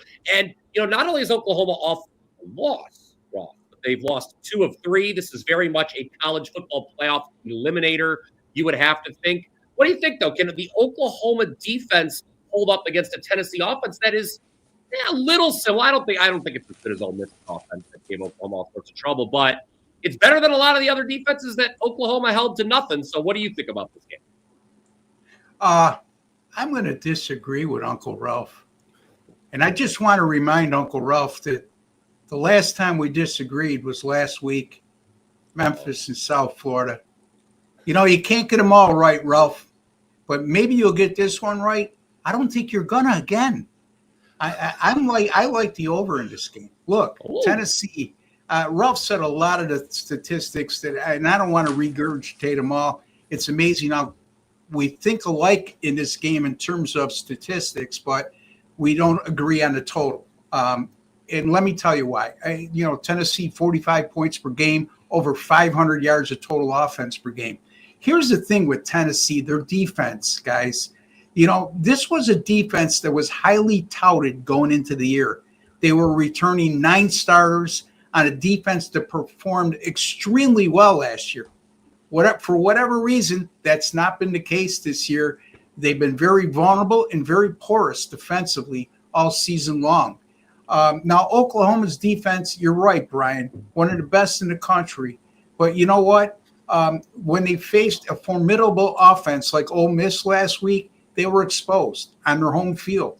And when you compare Ole Miss and Tennessee, you can make a strong case that Tennessee's offense has been much better than Ole Miss. Not much better, but better. Okay, so Oklahoma, on the other hand, Ralph is right. They've struggled offensively, especially within conference play. There's question marks at quarterback, but Mateer's been out before, so they have adjusted pretty good without Mateer at quarterback and their backup being in there. Of course, I hope he's there, but I think Oklahoma will be able to score in the mid-20s here, and I think Tennessee's going to get their fair allotment of points. I think this game is a lot higher scoring game than people will anticipate. I'm going to go over the total, guys. I'm going to disagree with my buddy Ralph. I'm always reluctant when I disagree with Ralph, but you know what? It's one of those cases. A chippy, dare I say, Ross Benjamin, to start the program here. So these guys on opposite sides of the total. I did talk about this game on the midweek edition of the Power 5, everybody. I said that I made the number 1.5, actually. I'm a little off market here on this game. I think there's value taking the points if you guys want something to do in terms of the point spread here. And I'm looking at the odds screen. FanDuel right now is at 3.5. So if you want to, always important to shop around, guys. So if you like the Oklahoma side, be aware FanDuel is dealing 3.5. So there is your breakdown of Oklahoma, Tennessee, guys. I love seeing all of you here watching us live on the WagerTalk YouTube channel. Don't forget, smash that like button. Also click that subscribe button if you haven't already done so. Lot of questions and comments coming in. I see Have, Adam, Titan, CT, RJ. A lot of comments. We will be getting to those after we get to our rundown, all of our major matchups. And the next one on the docket here, a very, very interesting game with Vanderbilt and Texas. Ralph, I don't think anyone back in August would have thought that Texas would be a 2.5-point favorite here in Austin against Vanderbilt, but it is almost Halloween. And by the time this game kicks off, Halloween will have come and gone, obviously. And that's what the spread is. There are some questions about Arch Manning. I'm going to save my opinion for our best bets segment at the end. Keep in mind, at the end of the show, all three of us will be giving best bets.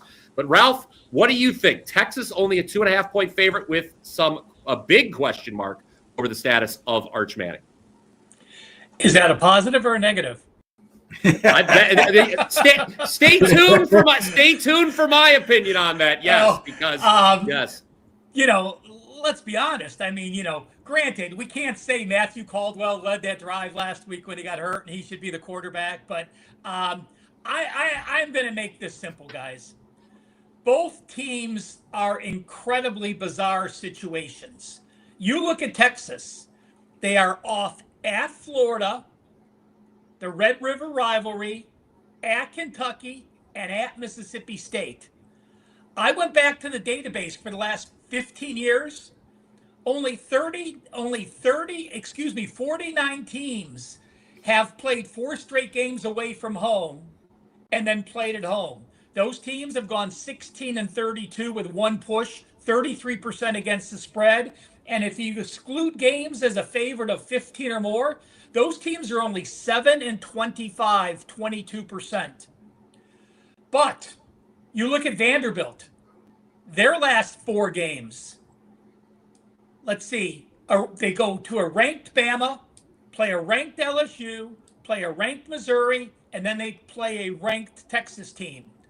When I went to the database since 2018, teams that played 4 straight ranked foes, this one on the road, the last one at home, only 7 of them, they've gone 0-7 against the spread. So negative situations on both teams. You also have to remember, Vandy played on the road at Virginia Tech and on the road at South Carolina early, games 2 and 3. Since that time, they've only played 1 road game. That was at Alabama, a defense nowhere nearly as good as Texas, and they put up 14 points and 333 yards. So even though my power rating numbers say Vandy, I can't get to the Vandy side. I have no interest in betting Texas at all on the Texas side with an offense that in the Big Ten is averaging 15 first downs per game, and they're getting outgained by 76 yards per game in SEC play. That is not like a team that has a 6-2 record. With that said, we know no matter who the quarterback is for Texas, they're going to run the ball more. They've been trying to run the ball more. They didn't have success against Mississippi State. They ran it 32 times for only 2.3 yards per carry. And the rush defense for Vandy has been solid. I'm going to go under again in this game. And I just want to ask Ross, let's see, if UCF would have held on and Memphis didn't score those last 15 points, would you have said the same thing on the show this morning, Ross? That's a good question, Ralph, and it's certainly the way I assess my picks. I was, to be quite honest with you, you know what? Let me squeeze this one out and move on because, to answer your question, probably not. And that's how I assess my picks. I look at that game as a game I was very fortunate to win. I forgot to tell you that I wanted UCF first half. Maybe Dan bleeped that off and the customer. It's Dan's fault. Okay. My apology, Ralph.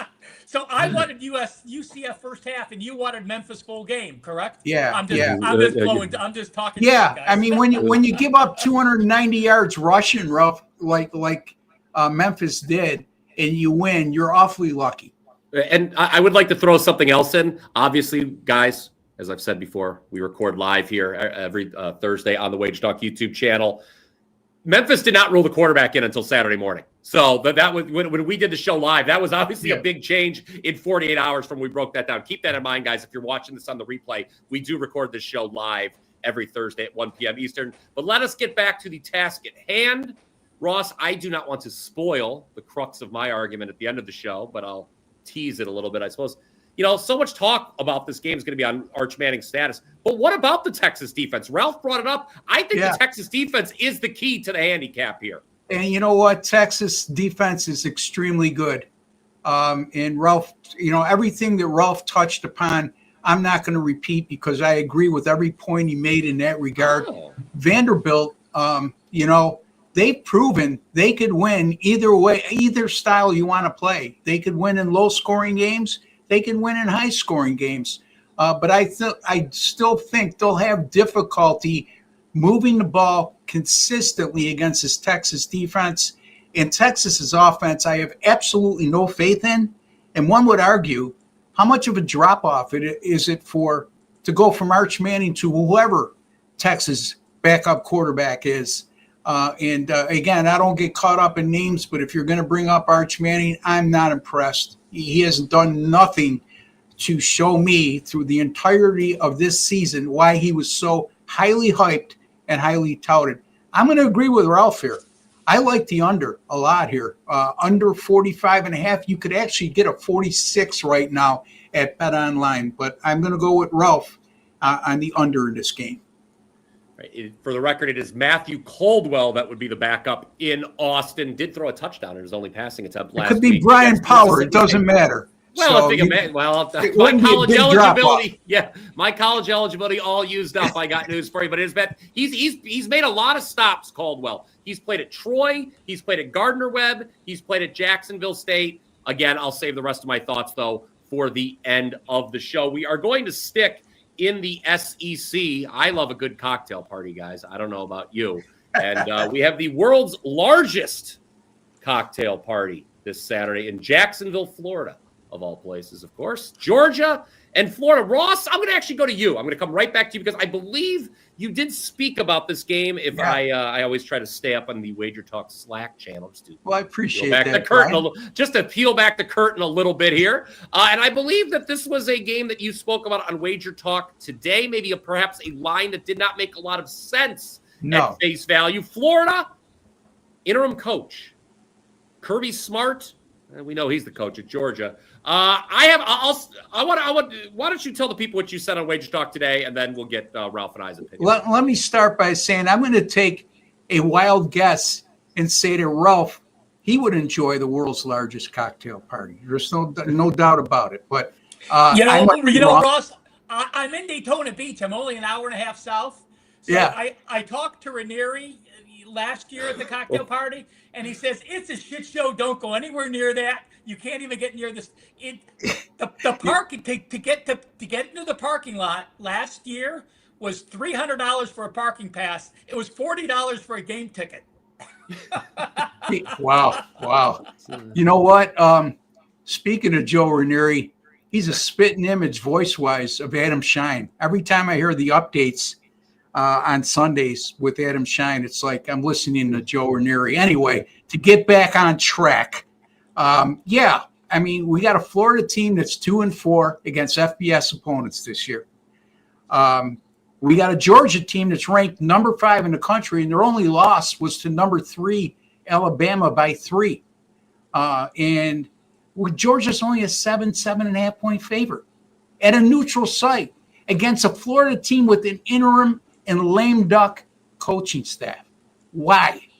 There's something fishy, okay? Something real fishy. And even if Georgia was to be playing in Athens, they'd only be a 10 or 11 point favorite, which again makes no sense to me. And when it makes no sense to me, that contrarian mindset, Ralph, comes into play. I'm going to, just because of suspicion alone, and because this looks too good to be true, with Georgia only laying 7 or 7.5 against a Florida team that struggled this year, I am going to go with Florida here. I am going to take the Gators plus the points. Well, a suspicious Ross Benjamin gets his contrarian mind going. Ralph, what do you think? I'm actually, I'm going to let you know here. You've given out some first half bets in the past on the show, Ralph. And I'm about to. So don't. Okay, there. I won't. I'm not going to say anything because I think you and I might be on the same page then with this one. All right, I'm gonna agree with Ross that I think the line is a little screwy.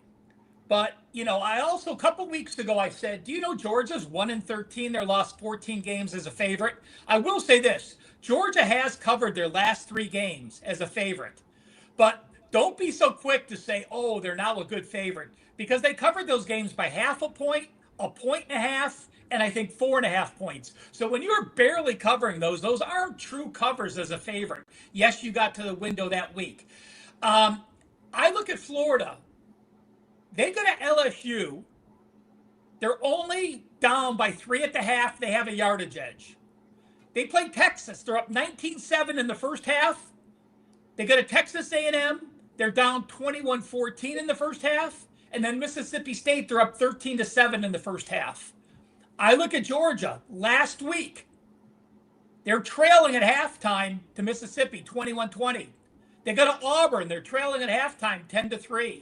Against Bama, they're trailing at halftime, 24-14. Against Tennessee, they were trailing at halftime, 21-17. I'm going to go Florida first half. Interim head coaches are now, 6-0 this year in game number 1 this season. That's never happened like that. So that's not a bettable situation. I just want to mention it. I think Florida wears out in the second half. I'm not going to get to the window with Florida first half, but if Florida scores a couple quick touchdowns and gets up, I'll be jumping in and betting Georgia at plus money or even for the full game. Yeah, ring the bell on this one, guys. I'm with Ralph. I think Florida first half is a very good look here. Interim coach Billy Gonzalez, he has promised that he's going to speed up the tempo on offense. So I think Florida, they can get out to the lead. Here's the thing. I almost think first quarter might be another look. But let me ask both of you guys, why, and again, makes sense to this for me. Why is Georgia the number 5 team in the country versus a team with an interim coaching staff that's a lame duck coaching staff, just a 7 or 7.5 point favorite against the number 5, or Georgia just a 7.5 point favorite being the number 5 team in the country? Why? Explain this line to me, Ralph. I have Florida power first half. Go ahead. I have Florida power rated still kind of high. I mean, they've been in a lot of games. Yeah. I mean, keep in mind, obviously LSU takes a major hit after last week, but that's a game where if DJ Lagway understood that you're not supposed to throw the ball 5 times the other team, maybe Florida wins that game. Florida beat Texas. Remember this. Florida beat Texas. But that was at home. It was at home. And to Ralph's point, I think we're all in agreement in the chat. We're all in agreement that the line it stinks a little bit.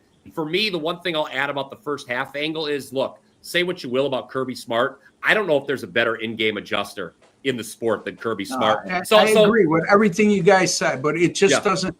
Let me ask you, Ralph, if Georgia was 10.5 or 11 at home, wouldn't that line sort of smell a little bit to you, a little bit fishy? Ross, my power ratings here have Georgia 9, so I'm only 1.5 more than them. So I don't think the line is that crazy. You look at their games. This is only the third game away from home. They go to Tennessee, they have a 6-yard edge. They go to Auburn, they had a 19-yard edge. Yeah. You look at Florida away from home, the LSU game, the Miami of Florida game, the Texas A&M game. I could say, you look at Florida on the road. Let me see here. Their year-to-date stats on the road. They are getting outgained by 84 yards per game against 3 ranked foes, where Georgia is plus couple yards, and they were a favorite in both of those games. What were they? How much were they outgained in the Miami game? The Miami loss. In the Miami game, they were outgained by 203 yards. They only had 141 yards. They lost 27-6, and they were ugly. It was only 7 first downs in that game. Yeah, but your points are well taken, Ralph. But you have to remember, though, that was the second of back-to-back road games after playing at LSU. So that situation was horrendous for them. And Florida was in that game early, though. Ralph, remember Florida again to our first half angle. Florida in the second half they were in that game. They were one-score game in the second half. Yeah, they wore down, just like you said, Brian. So we'll see. Yeah, and let's also keep in mind, you talk about Georgia on the road. Let's not forget they were playing 13-10 against Auburn. That was the SEC has since come in and has sent the head ref of that game. The SEC sent the head referee of that game into an early retirement. They're saying, no, you cannot officiate any more of these games because you were so disgraceful in that particular game. All right, let's take a break here from our rundown. We're going to get to Ohio State, Penn State in just a moment, but I want to let these guys talk about what they've got going on this weekend at WagerTalk.com. Ross, I know you continue to see it extraordinarily well. Why don't you tell the people about that? Yeah, college football and NFL. NFL 15-6 since week 3. College football, NFL combined 38-17 since September 11th. Up over 60 units in net profit, a win percentage of 69%. College football, number 2 in units earned this year, number 1 in win percentage. Last year, number 1 in win percentage and number 1 in units earned in college football since September 9th of 2023. College football up 112 units. So in all sports, folks, since May the 13th, I'm up 149 units of net profit since May the 13th. It's been an outstanding run. Weekend Warrior, folks, $49. I gave out 2 5% best bets last weekend. Saturday in college football, Sunday in the NFL, both won. If you were to buy those individually, those are $35 a piece. Okay? That's $70. This whole entire package is $49, which means you're not only going to get the 5% best bets, but everything else I put out in college football on Saturday, Sunday. And if I have something in the NFL on Monday, I'll do that as well. So numbers don't lie and liars don't figure. And one extra special for me right now, it's the best value in terms of long-term commitment. I told you I'm up 149 units, going on close to 6 months now. $19.99 for a 365-day all-access pass. But if you buy that right now from me and you use the promo code SAVE500, SAVE 500, you're going to knock that price down to $14.99. You're also going to get a 25% bonus coupon. Not only will you get all my picks for 365 days in every sport, you're also going to get the opportunity to purchase from anybody else at WagerTalk.com, whether it be a daily, weekly, monthly, all-access pass, whatever the case may be. You're going to get 25% off any purchase from any one of the sports betting experts, including Brian and Ralph, for 25% off. So you can't beat that with a stick, folks. When you do the math and you break it down daily and monthly, you're paying a little to make a lot. So again, WagerTalk.com. I can confidently say, and I think these two gentlemen would emphatically agree with me, the collaboration of sports betting experts we have at WagerTalk.com, second to nobody in the world in terms of websites and sports betting. So there you have it, Brian. That was very well said, Ross. I don't really want to follow you after that. That was so well done. I don't want to. Can we go to commercial right now or something like that? Because I don't want to follow that. That was really good. Should I drop the mic? The mic. Yeah. The only thing I'm going to add, Ross, is that the Save 500 works for Brian, me, or you. Anyone that breaks down to $4.11 per day. Every sport for $4.11 a day. Again, Weekend Warrior, guys, I don't need to rehash anything. He did a great job. I cashed my 5% last week. It was on Washington State, Toledo under, covered by 12 points. I have another 5%, and it's loaded. I have 3 plays for Saturday already loaded with my 5%. So if you go by the Weekend Warrior right now, you will get those plays immediately. And I want you to bet them today. Don't wait, because last week's total moved 2 points. Make sure you're taking advantage. College football 5%, 10-2, 83%. My college football best bets, those plays 4% and 5%, 6-0 and 27-9, 75%. The Weekend Warrior walls will get you the NFL. My NFL teasers, those best bets rated 4% or 5%, 18-4, 82%. Weekend Warrior the way to go. Take advantage. All right, there you go. Well, let's get back to the rundown now. We're done patting ourselves on the back. Ohio State and Penn State is up next. Remember, guys, WT.buzz/RB, WT.buzz/RM, WT.buzz/BP. All right, let's get to Ohio State and Penn State. This was supposed to be one of the marquee games of the year. But it is not one of the marquee games of the year. Spoiler alert. Penn State, obviously, a disastrous season, Ross Benjamin, as they have fired James Franklin. But I got to wonder here. You talk about a suspicious mind, a contrarian mind. I got to wonder, if you're looking at Penn State, I know Aller's gone, but I never liked Drew Aller, to be honest. I'm sure he's a nice guy, but I didn't think thought he was an overrated quarterback, to be honest with you. I got to wonder, you look at this Penn State team that came into the year with national title aspirations. Whether they make a bowl or not, they're not going to be excited about that bowl game, the freaking Gasparilla Bowl on a Friday in December when all the key players are opting out.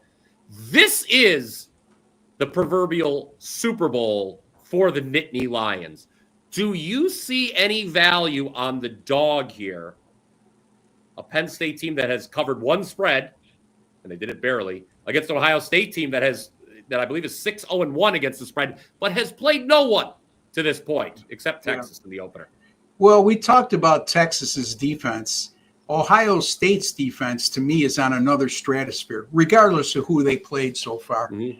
I mean, your eye test could tell you, and you could pretty much project, are that defense that good because they're playing, they haven't played a strong schedule to this point? I mean, yes, they held Texas to 7 points, but we now know Texas's offense leaves a lot to be desired. I have no value on the side. I think you make a great point when it comes to the side on Penn State being their Super Bowl for all intents and purposes.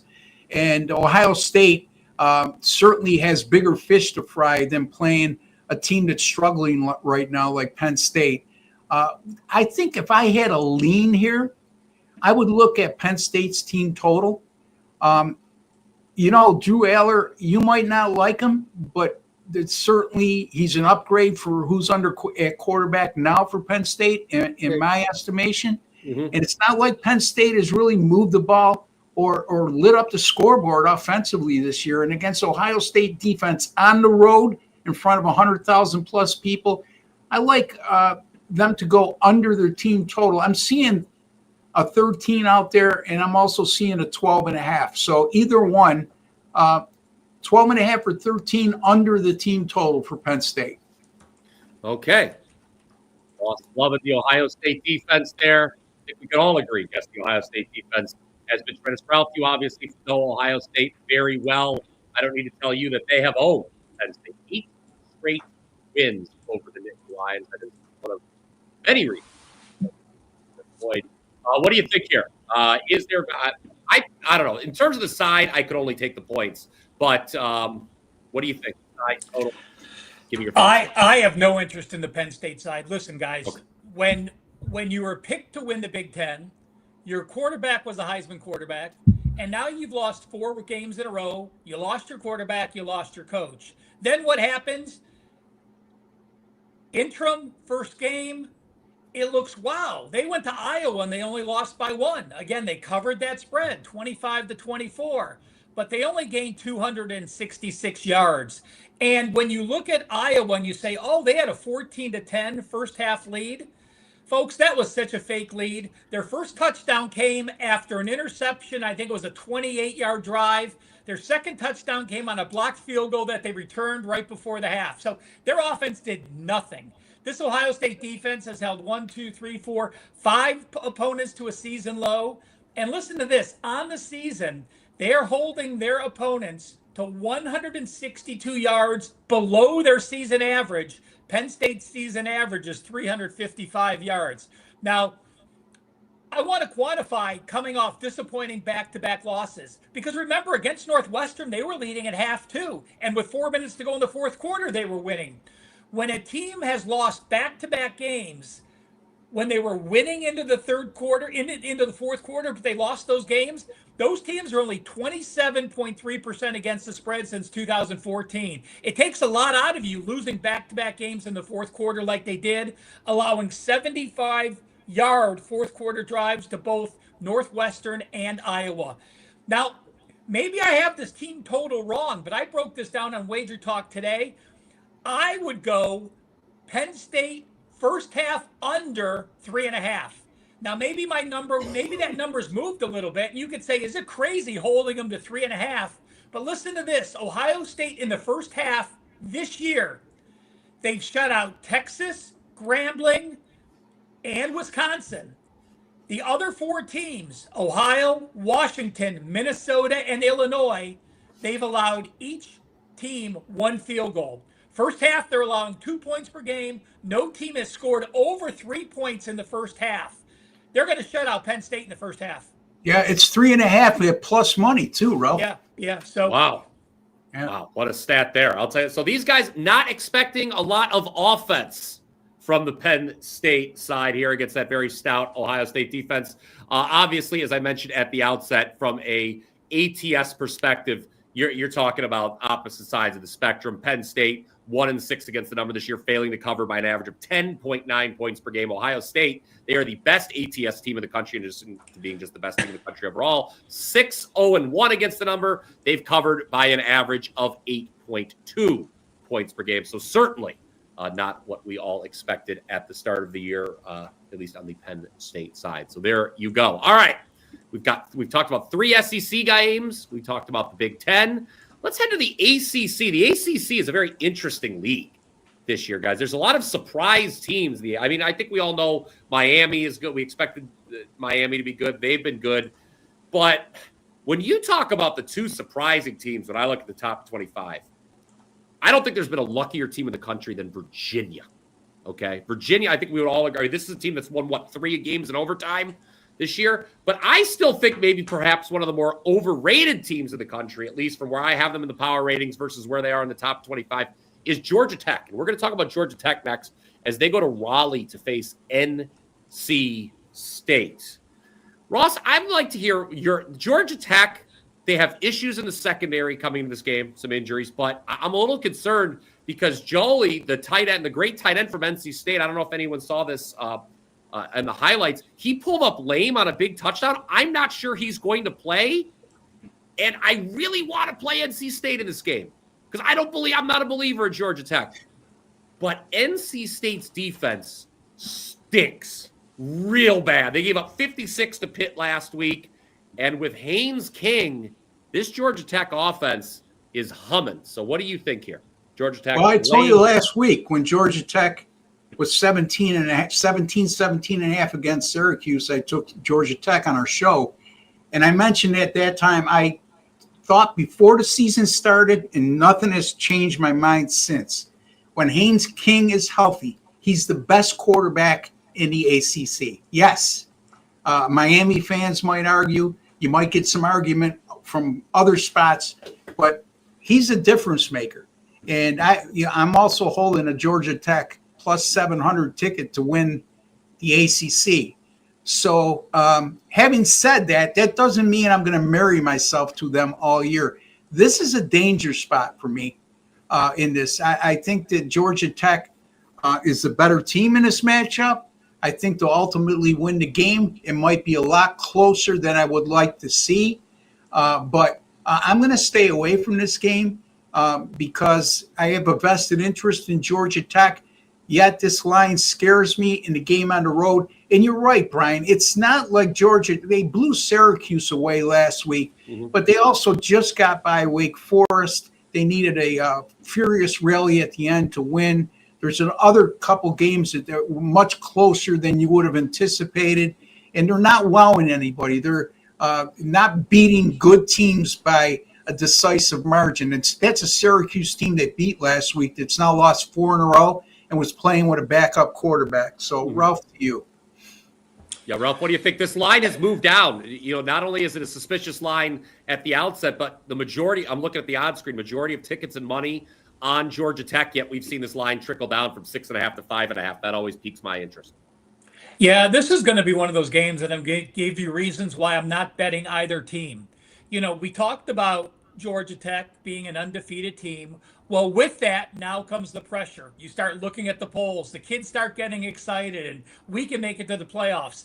Now, again, if it's a team like Ohio State, Bama, or Georgia, those kids are accustomed to that. These kids that are Georgia Tech are not. As the season progresses, do not look past that added pressure that undefeated teams have that weren't expected to be there. You know, Ross had talked about their road games. Yes, winning at Wake Forest is impressive. Winning at Duke is impressive. But they won at Wake Forest. They were actually outgained at Wake Forest. And they went to Duke and they won the Duke game because they were outgained, but they were plus turnovers. So going on the road, they needed the turnovers to win those 2 games. Will they get the turnovers against NC State? Well, NC State's, you know, their quarterback has thrown 7 interceptions, and they're not a great turnover team, but we'll have to see how that plays out. Being at home is much different than being on the road. I look at Georgia Tech, and I just think that they have a rush attack.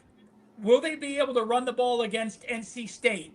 Yeah, I think so. NC State allowing about 145, about 4.5 yards per carry. And those are against some bad rush offenses. We know that NC State wants to pass the ball. Last couple games, they've passed the ball. Last 3 games, they passed the ball 100 sometimes. They've ran about 60 times. So they still are a pass-heavy team. I think Georgia Tech can slow their pass down. They're allowing under 59%. Run the ball, run the ball, run the ball. Haynes King, leading rusher, is going to run the ball. I think NC State wants to slow this game down a little bit more. I can't get to Georgia Tech as a favorite. I don't want NC State as a dog, so I'll lean under. But again, this is one of my flip a coin lowest leans I have. Okay, and just to add on to what I said earlier about Georgia Tech's current AP ranking not jiving with where I have them in the power ratings. Right now, guys, I could see an undefeated Georgia Tech team going to the regular season finale being a double-digit dog at Georgia. So that tells you something right there. Because, I mean, remember, Georgia was minus 7.5 at home against Ole Miss. Georgia Tech is not as good as Ole Miss. So, and then wait. Is Georgia Tech as good as Florida? I actually have them power rated pretty similarly. You have Florida better than Georgia Tech. I think similarly. I don't do power ratings, so it's curious to hear. And I know you have a. You know, look, I have Georgia. Your reputation precedes you, okay, as a great handicapper. Where do you have them, Ralph? I have Georgia Tech 2 points higher. I have Georgia Tech 80, Florida 78. Yeah, I'm glad I don't pay attention to power ratings, but you know, I do respect you guys. I know you put a lot of work into it. You're 7-1 ticket. Hey, keep in mind, regardless of that Georgia game at the end of the year, that doesn't matter to your ticket there, Ralph. Yeah, I mean, if they go in there, first of all. If they're undefeated going into that Georgia game, that means they're in the ACC championship game. Yeah. And then they're in probably. And then if they lose both, do they make the playoffs? You could be 11-0 and they still can make the playoffs. But, I mean, not if they get blown out in the ACC title game, Rob. Yeah. That's the only thing. They might be able to get blown out against Florida and lose the ACC game. I mean, we saw the committee with Florida State screwing Florida State because of an injury. This would be the same thing with the strength of schedule for Georgia Tech. Yeah. And if Haynes King, look, Brian brought it up last week. If Haynes King stays, he's got to stay healthy. And we know for the amount of times that he runs the ball per game, and he's had some injury problems in the past. So it's imperative, if they have any chance of getting there, that he stays healthy. Yeah, he takes a lot of hits too, running the ball. All right, guys, that is our rundown. We are through the rundown now. Dan Alexander, if I may trouble you, we need to go into the chat. Dan, of course, our wonderful producer here. You guys have been commenting all show long. We thank you for watching us here live on the WagerTalk YouTube channel. We are now going to get to your comments. I know there's a lot of other games you want to know. Adam, always good every week. UCF down plus 3.5 versus Baylor. Anyone trust Baylor even at home? Baylor has failed to cover 6 games in a row. It was kind of close last week against Cincinnati until it wasn't. Here's what keeps me off Baylor, guys. I don't know if you guys have a take on this one. UCF is off a bye. I never like playing teams that are aggressive, man. Yeah, this one is one of those games where I'll use a line from the old Honeymooners series, which I'm sure Ralph remembers, but I'm not sure the rest of the audience or Brian will. And Jackie Gleason used to tell his wife, Alice, to the moon, Alice. And I think this is going to be a high-scoring affair. That's my take on this game. I think when you look at the opening line, it's come down to 3.5. That should tell you something right there, and I deem that to be pretty sharp money. And Baylor is one of those teams, Ralph, that's found ways to lose in close games. So, that's what scares me about Baylor. Yeah, Auburn, they were in that Auburn game, lose by 14, lose to Arizona State by 3. I was going to go with the over on this, Ross, but, I like breaking down plays per game for the regular, for year to date, and then in conference play only. Baylor started off on fire. UCF has actually gotten quicker in conference plays. They're number 30 season to date plays per game. They're number 14 in Big 12 play. They've sped up their play. Baylor is number 4 season to date. But when you look at their conference only, they are number 51 in plays per game. They've completely slowed it down in conference play, running the ball much more than passing early. Like the Auburn game, they threw 48 times and they ran the ball only 24 times. Lately, against TCU, they threw the ball 52 times. Against Kansas State, they threw the ball 39 times, but they also ran 37 times. So, again, they've slowed down the play a lot. By the way, year-to-game diffs, UCF has played the tougher schedule. When you look at yards per play, UCF is plus 1.7 yards per play. That's number 17. Baylor is number 60 at plus 0.49 yards per play. Tougher schedule, far better performance. I lean UCF, lean over, but didn't get that. Baylor's last 4 weeks, they're allowing 25 first downs per game. That's a big number. I got a question, if I could, Brian, to Ralph. And I don't mean, this is not being a smartass. It's just me being inquisitive, because I know Ralph follows that kind of stuff. And you said they slow down their plays per game and they slow down their tempo. What is their, I would be more interested in knowing what their yards per play has been since they slowed the tempo down. Because if their yards per play is anywhere between 6 and 7, that doesn't sway me as much as if their yards per play went down and their tempo went down. On offense, how about this for an answer? Year to date, they're number 40th at 6.12 yards per play on offense. In conference play, they're number 39 at 6.1 yards per play. So no difference for you. So I threw out some plays per game, but the way you handicap, there's not one thing you have to worry about. They're actually rated higher in conference-only stats than they are year to date. Yeah, I think there's one other thing we need to consider here, kind of a simple part of the handicap, guys. I don't know. Here's another reason why I'd be concerned with the Baylor side. We talked about lame duck coaching staffs earlier. Obviously, I don't know how long Dave Aranda is in Waco. I think his tenure could be coming to an end, possibly there. So that's Baylor, UCF, guys. You know what, Brian? One more thing to mention, guys, since it's going to be November 1st this weekend. Do not bet an over without checking the weather and the wind. Winds over 10 miles an hour is enough to keep me off and over with a passing team. So just make sure you're checking weather. The weather reports are amazing now where you can actually see the hour by hour and see it. So friends, don't let friends bet overs without checking the weather. Absolutely. A very good point. All right. How about another game from the chat, Dan? Indiana and, oh boy, I've stared at this. Eventually, Indiana's got to have a close call, don't they, Ross? But Maryland's on. Here's why I don't want to bet this game, because it's going to come down to the end. And if Cignetti's got the ball and Indiana's up 17, you are going to hate the next 5 minutes of your life, ladies and gentlemen. Yeah, Indiana's not in a position where they have a brand name that's going to allow them to have close games, especially if they encounter a loss somewhere along the line. And style points are real important here. That's why I'm staying away from this game.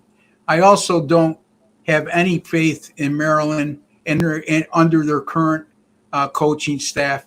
I mean, they've been a little bit erratic all year. Every time you think they're falling off a cliff, they come back with a performance in a close game or a close win. They should be overmatched in this game, but it's not a game I'm willing to lay that many points on the road, because the game is at Maryland. Correct me if I'm wrong. Yeah, so in College Park. Yeah, absolutely. Yeah. Ralph, what do you think? Maryland, before the bye, a series of close losses, but all of those were to teams that are not as good as Indiana. I'm going to disagree with Ross. And I think Indiana just has to win. I think they're respected enough after what they've done, and when they went to Oregon, I think they could beat Maryland, Penn State, Wisconsin, and Purdue each by 1 point. They're still going to be an AP top 3. They're going to make they're undefeated going to the Big Ten championship, and they're both in. I think basically Ohio State and Indiana are already into the playoffs. So yeah, go ahead, Ralph. I'm sorry. So yeah, that's the only thing. I just think they have to win the game. But in my case, I'm going to say this. You got Penn State on deck, and it's back-to-back road games. I don't think he runs this one up. I think he starts thinking about what's going to happen the next few weeks, perhaps get a few other guys involved. We've seen injuries, Ohio State with Cardell Jones, who played nothing in the last 3 games. You want to get some other players' experience for that 3-game playoff run, where I think he actually may start resting some people. But I can't. You look at them; they're dominant. They've outgained every foe by at least 50 yards per game. Their offense and defense are both top 5 relative to what their opponents allowed. And this Maryland team, they have just hit the skids. They've gotten outgained by 250 yards each of their last 3 games.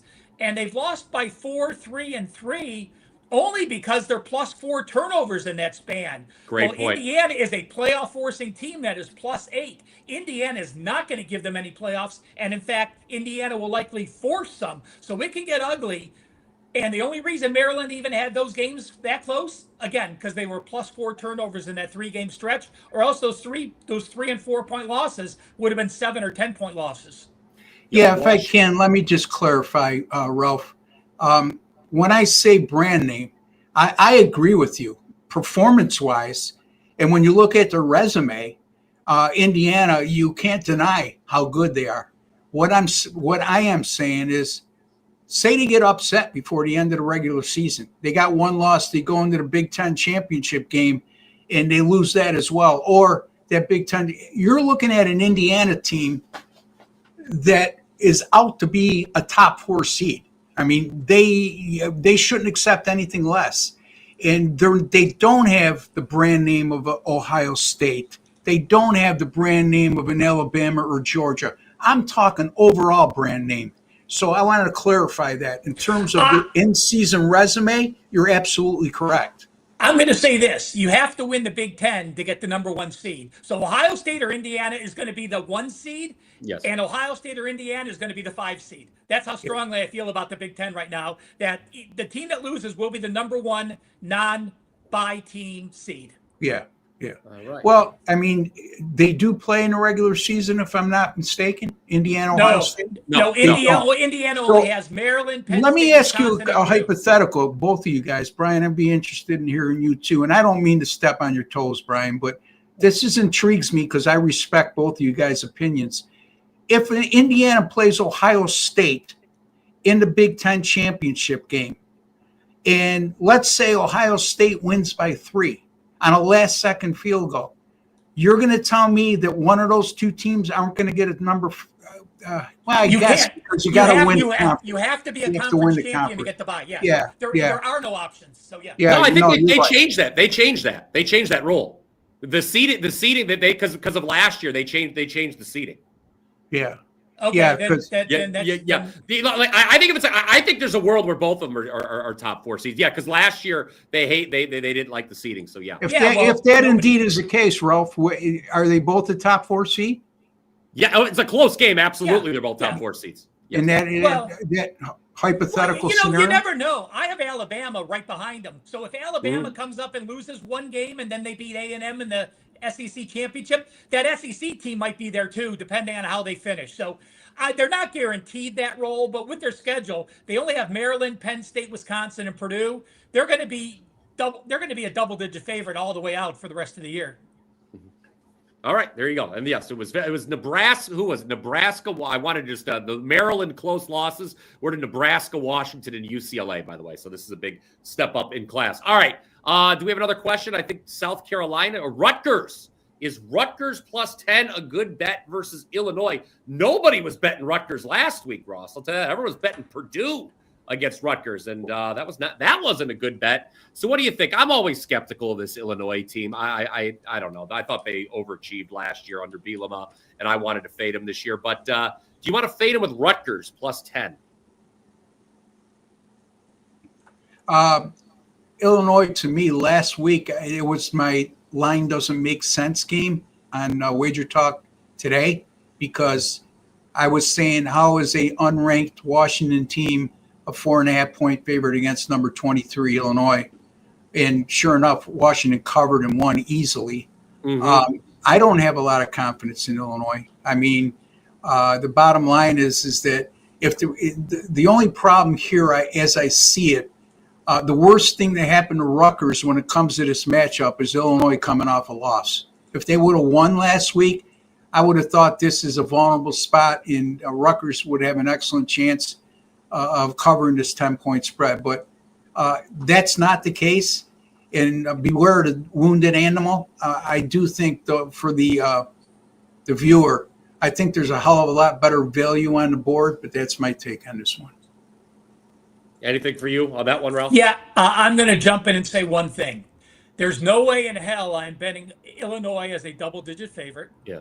And there's no way in hell I'm going to bet this Rutgers team. Again, my number one stat is yards per play diff, offense versus defense. Illinois played the number 33 schedule. Rutgers has played the 66 schedule. I think their schedule is the worst Power 4 schedule at number 66 in the country. Illinois is number 66 at plus 0.31 yards per play. Rutgers is 134th. They are minus 1.86 yards per play, and that's everybody. That's just not Big Ten opponents. No way I'd ever bet Rutgers the rest of the season. Okay. I think we've got time for one more question, guys. If we didn't get to your question here on the live show, do me a favor. When the video gets posted on the WagerTalk YouTube channel, you can always ask there, and one of the three of us will get to it before kickoff on Saturday. Another great way to stay involved. What's your cocktail of choice, fellas? I'm a gin and tonic guy, says Adam. I like bourbon mixed with nothing, quite frankly. I'm a bourbon man. As long as it's not Old Forester, it is on my shelf. You can rest assured of that. Also like scotch as well. Jack Daniels and water for me, Brian. Jack Daniels and water. I'll tell you what. Yeah, with a little twist of lemon in there. And then my backup choice, there's Krackomberger. Yeah, my stepfather loves that stuff too, the apple flavor. And my backup choice would be a Grey Goose martini, vodka martini, with real dirty, with a couple olives in there. So I tell you what, I am still a plain old Miller Lite man as well. And every time I go out with Brian Leonard, I can't believe you drink that wussy beer. Why don't you drink real beer?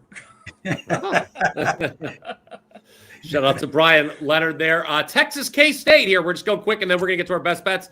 This is I was looking at the history here, Ralph. Kansas State has owned Texas Tech, but Kansas State's also terrible after the week after playing Kansas. Guess what? They're playing Texas Tech the week after beating Kansas. So history kind of is contradictory, at least as far as the handicap goes for me. Well, let me just throw the numbers out real quick. Texas Tech, the number 11 schedule. They're number 3 at plus 2.85 yards per play. They're dominant. Kansas State's played the number 34 schedule, 23 spots weaker, and they're 47 at plus 0.74 yards per game. I did not get to this game because, you know, you look at Texas Tech, and again, every game has been dominant, except the Arizona State game. You know, they lost that game, but they were actually outgained by 118 yards per game. I was impressed what they did going to Utah early in the year. I was impressed what they did going to Houston. But now we're talking about deeper into the schedule. They have BYU on deck. I didn't find any value in this game. I would lean under because I think both defenses are better than their offense. Much more so on the Kansas State side than on the Texas Tech side. And you look at plays per game, I couldn't bet the under because Texas Tech is one of the fastest paced teams, but likewise, Kansas State is one of the slowest at number 118 plays per game. So if K-State gets their running game going, this game will stay over. If K-State's forced to throw more plays, Texas Tech will pull away. You know who has a strong take on this game, and this would be a nice segue into our best bet segment, is the gentleman to the left of me on the screen. Ross Benjamin, I believe, if I am reading correctly, this is your best bet. Let's get into these. Kansas State and Texas Tech. Who do you like? And also remind, you did it so eloquently earlier in the show. Why don't you remind the people what you've got going on at WagerTalk.com for this weekend as well? Best bet, and talk to the people here. I'll have a 5% best bet on Saturday college football. I am, let's see now, 25-12 to start the season. And up 42 units, number 2 in units earned, number 1 in win percentage. And my NFL since week 3, 15-6, college football and NFL combined 38-17 since September 11th. So that weekend warrior package, folks, $49. My 5% best bets are $35 sold individually. So it's a tremendous value. And like I always like to say, I just gave you the numbers, and they don't lie, and liars don't figure. All right, so Texas Tech, 7-1, Kansas State, 4-4. Texas Tech right now is 7.5-point favorite. Ralph brought it up, and I'm going to bring it up again. This is a dangerous and potential flat spot for Texas Tech, in my opinion. Coming off an impressive performance, and up next will be undefeated number 10 BYU. And in between, they're playing a 500 club in Kansas State.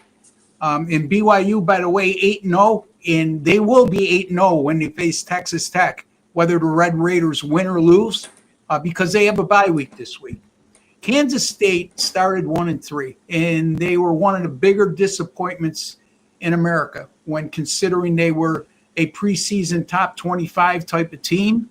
But they played a lot better football of late, folks. They've won 3 of their last 4. They covered in all 4 games. During that 4-game stretch, they're +9 turnover differential. They've scored 34 points or more in all 4 games. I know that they're playing a very good Texas Tech defense, but they're at home. And again, I just don't know if you're going to get Texas Tech's A game, because it's one of those sandwich games. You know, when you're playing a team. You're coming off an impressive performance the week before, and you're playing a team that's ranked higher than you and undefeated in the following week. Also, Kansas State, 4 losses this year. But Ralph, all by a combined 13 points. All 4 of those losses came by 6 points or fewer. And by the way, this head-to-head series, Kansas State's won the last 8 and 12 of the last 13 against Texas Tech. Yes, I know this is a different Texas Tech team, but you still have to mention that and can't ignore it. As a matter of fact, Kansas State's won the last 6 at home versus Texas Tech. And Kansas State, 5-0 straight up in ATS at home since 2023, when facing teams like Texas Tech that are outscoring their opponents by 10 or more points per game on the season. So I just think this is a game. I wouldn't be shocked to see an outright upset here. But I'm not going to get greedy, and I'm going to, especially getting that extra hook on the 7. I'm going to take Kansas State here plus 7.5 against Texas Tech.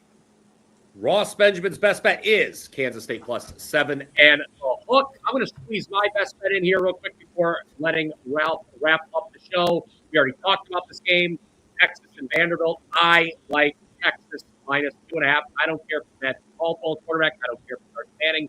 I don't care if it's Eli Manning, Peyton Manning, Cooper Manning. I don't care because it's going to be the defense for the Texas Longhorns that lead them to the pay window Saturday, noon Eastern in Austin. Look, guys, Ralph mentioned earlier, this is Vanderbilt's 4th consecutive game against a ranked opponent. They're on the road. By the way, Texas has not been at home since September 20th. I think they're going to be pretty happy to be back in Austin. A great town, by the way. I enjoy my time in Austin. Texas's defense, though, okay, that's going to be the deciding factor here. Remember, guys, Vandy last week was a little lucky to win. They were outgained by Missouri over 100 yards. Missouri lost its starting quarterback to injury. This is a buy low spot on the Texas Longhorns. Hook 'em. My best bet, Texas minus 2.5. Ralph, take us home. 5% is already loaded. Get the Weekend Warrior. You'll get that immediately. And I do want to mention, if you head to WagerTalk, the Gold Sheet is half price this week, guys. It's $9 for the entire newsletter. That breaks down to 7 cents a play for the Gold Sheet newsletter. Check it out, WagerTalk.com. I want to thank you guys for tuning in. And as a thank you, I am going to give you an actual 3% client release. So if you buy my Weekend Warrior, you will be getting this play. And it is one of those prime TV matchups. Not sure if you guys are going to watch the cocktail party or if you're going to watch Delaware and Liberty. I'll be watching the Blue Hens and the Flames. This is a 3% play. Delaware plus 3.5. Liberty now 3-4 on the season. Their wins came as a 25.5-point home favorite against Maine. They didn't cover. And they came against UTEP and New Mexico, 2 teams that I have power ranked 113th and 128th. The Flames are 0-3 ATS at home this season, and they've only covered 1 game this year, and that was against UTEP. The only reason they covered that game, they were plus 2 turnovers. When you look at their offense and defense compared to their opponent's season's average, they're number 95 and number 60. If you look up the Flames and say, oh my God, look at their pass defense, it's awesome. They're only allowing 54.2%, and they're only allowing 167 yards per game. How can you take them? They're going to shut down the Delaware pass offense. I say not so fast. Their last 5 opponents, this is where they rank in the NCAA in pass offenses. Number 128, 121, 101, 45, and 84. So 1 team in the top 80. Guess what? The team in the top 80 is Old Dominion. Old Dominion put up 490 yards and 271 pass yards. They're the number 45 offense. Delaware's the number 13 pass offense in the country. The Blue Hens are 0-4 ATS as a favorite, but guess what? They're a dog here. And against non-Power 5 teams, they're a perfect 2-0 straight up in ATS as a dog. They pulled the upset as a 9.5-point underdog and a 5.5-point underdog at FIU. That means when they're not playing a Power 5 team, the dog is a perfect 6-0 in the Blue Hens games. And lastly, I normally don't let one defensive player change my mind on a handicap, but this, Ross talked about how valuable the Georgia Tech quarterback is to that team. Joe Carter for Liberty. Last year, he was their number 1 tackler, had 88 tackles. The number 2 tackler had 56. He was 32 tackles better than the number 2. This year, he has 53 tackles. Only 1 guy on the team has more than 29. He is now injured and out for the year. Added up, 3% client play, the Delaware Blue Hens plus 3.5. All right, the alma mater of Joe Flacco and Rich Gannon, Delaware. There you go. And there you see all of our best bets right there on the screen. Ross taking the points with Kansas State against Texas Tech. Ralph taking the points with Delaware. And I am laying it with Texas. There you have it, guys. Another edition of The Blitz is in the books. We thank you all for tuning in live. If we did not get to your comment and you want it answered, again, go check out the WagerTalk YouTube page, comment again on the replay, and we will be more than happy to answer you before kickoff. For Ralph, for Ross, I am, of course, Brian Power.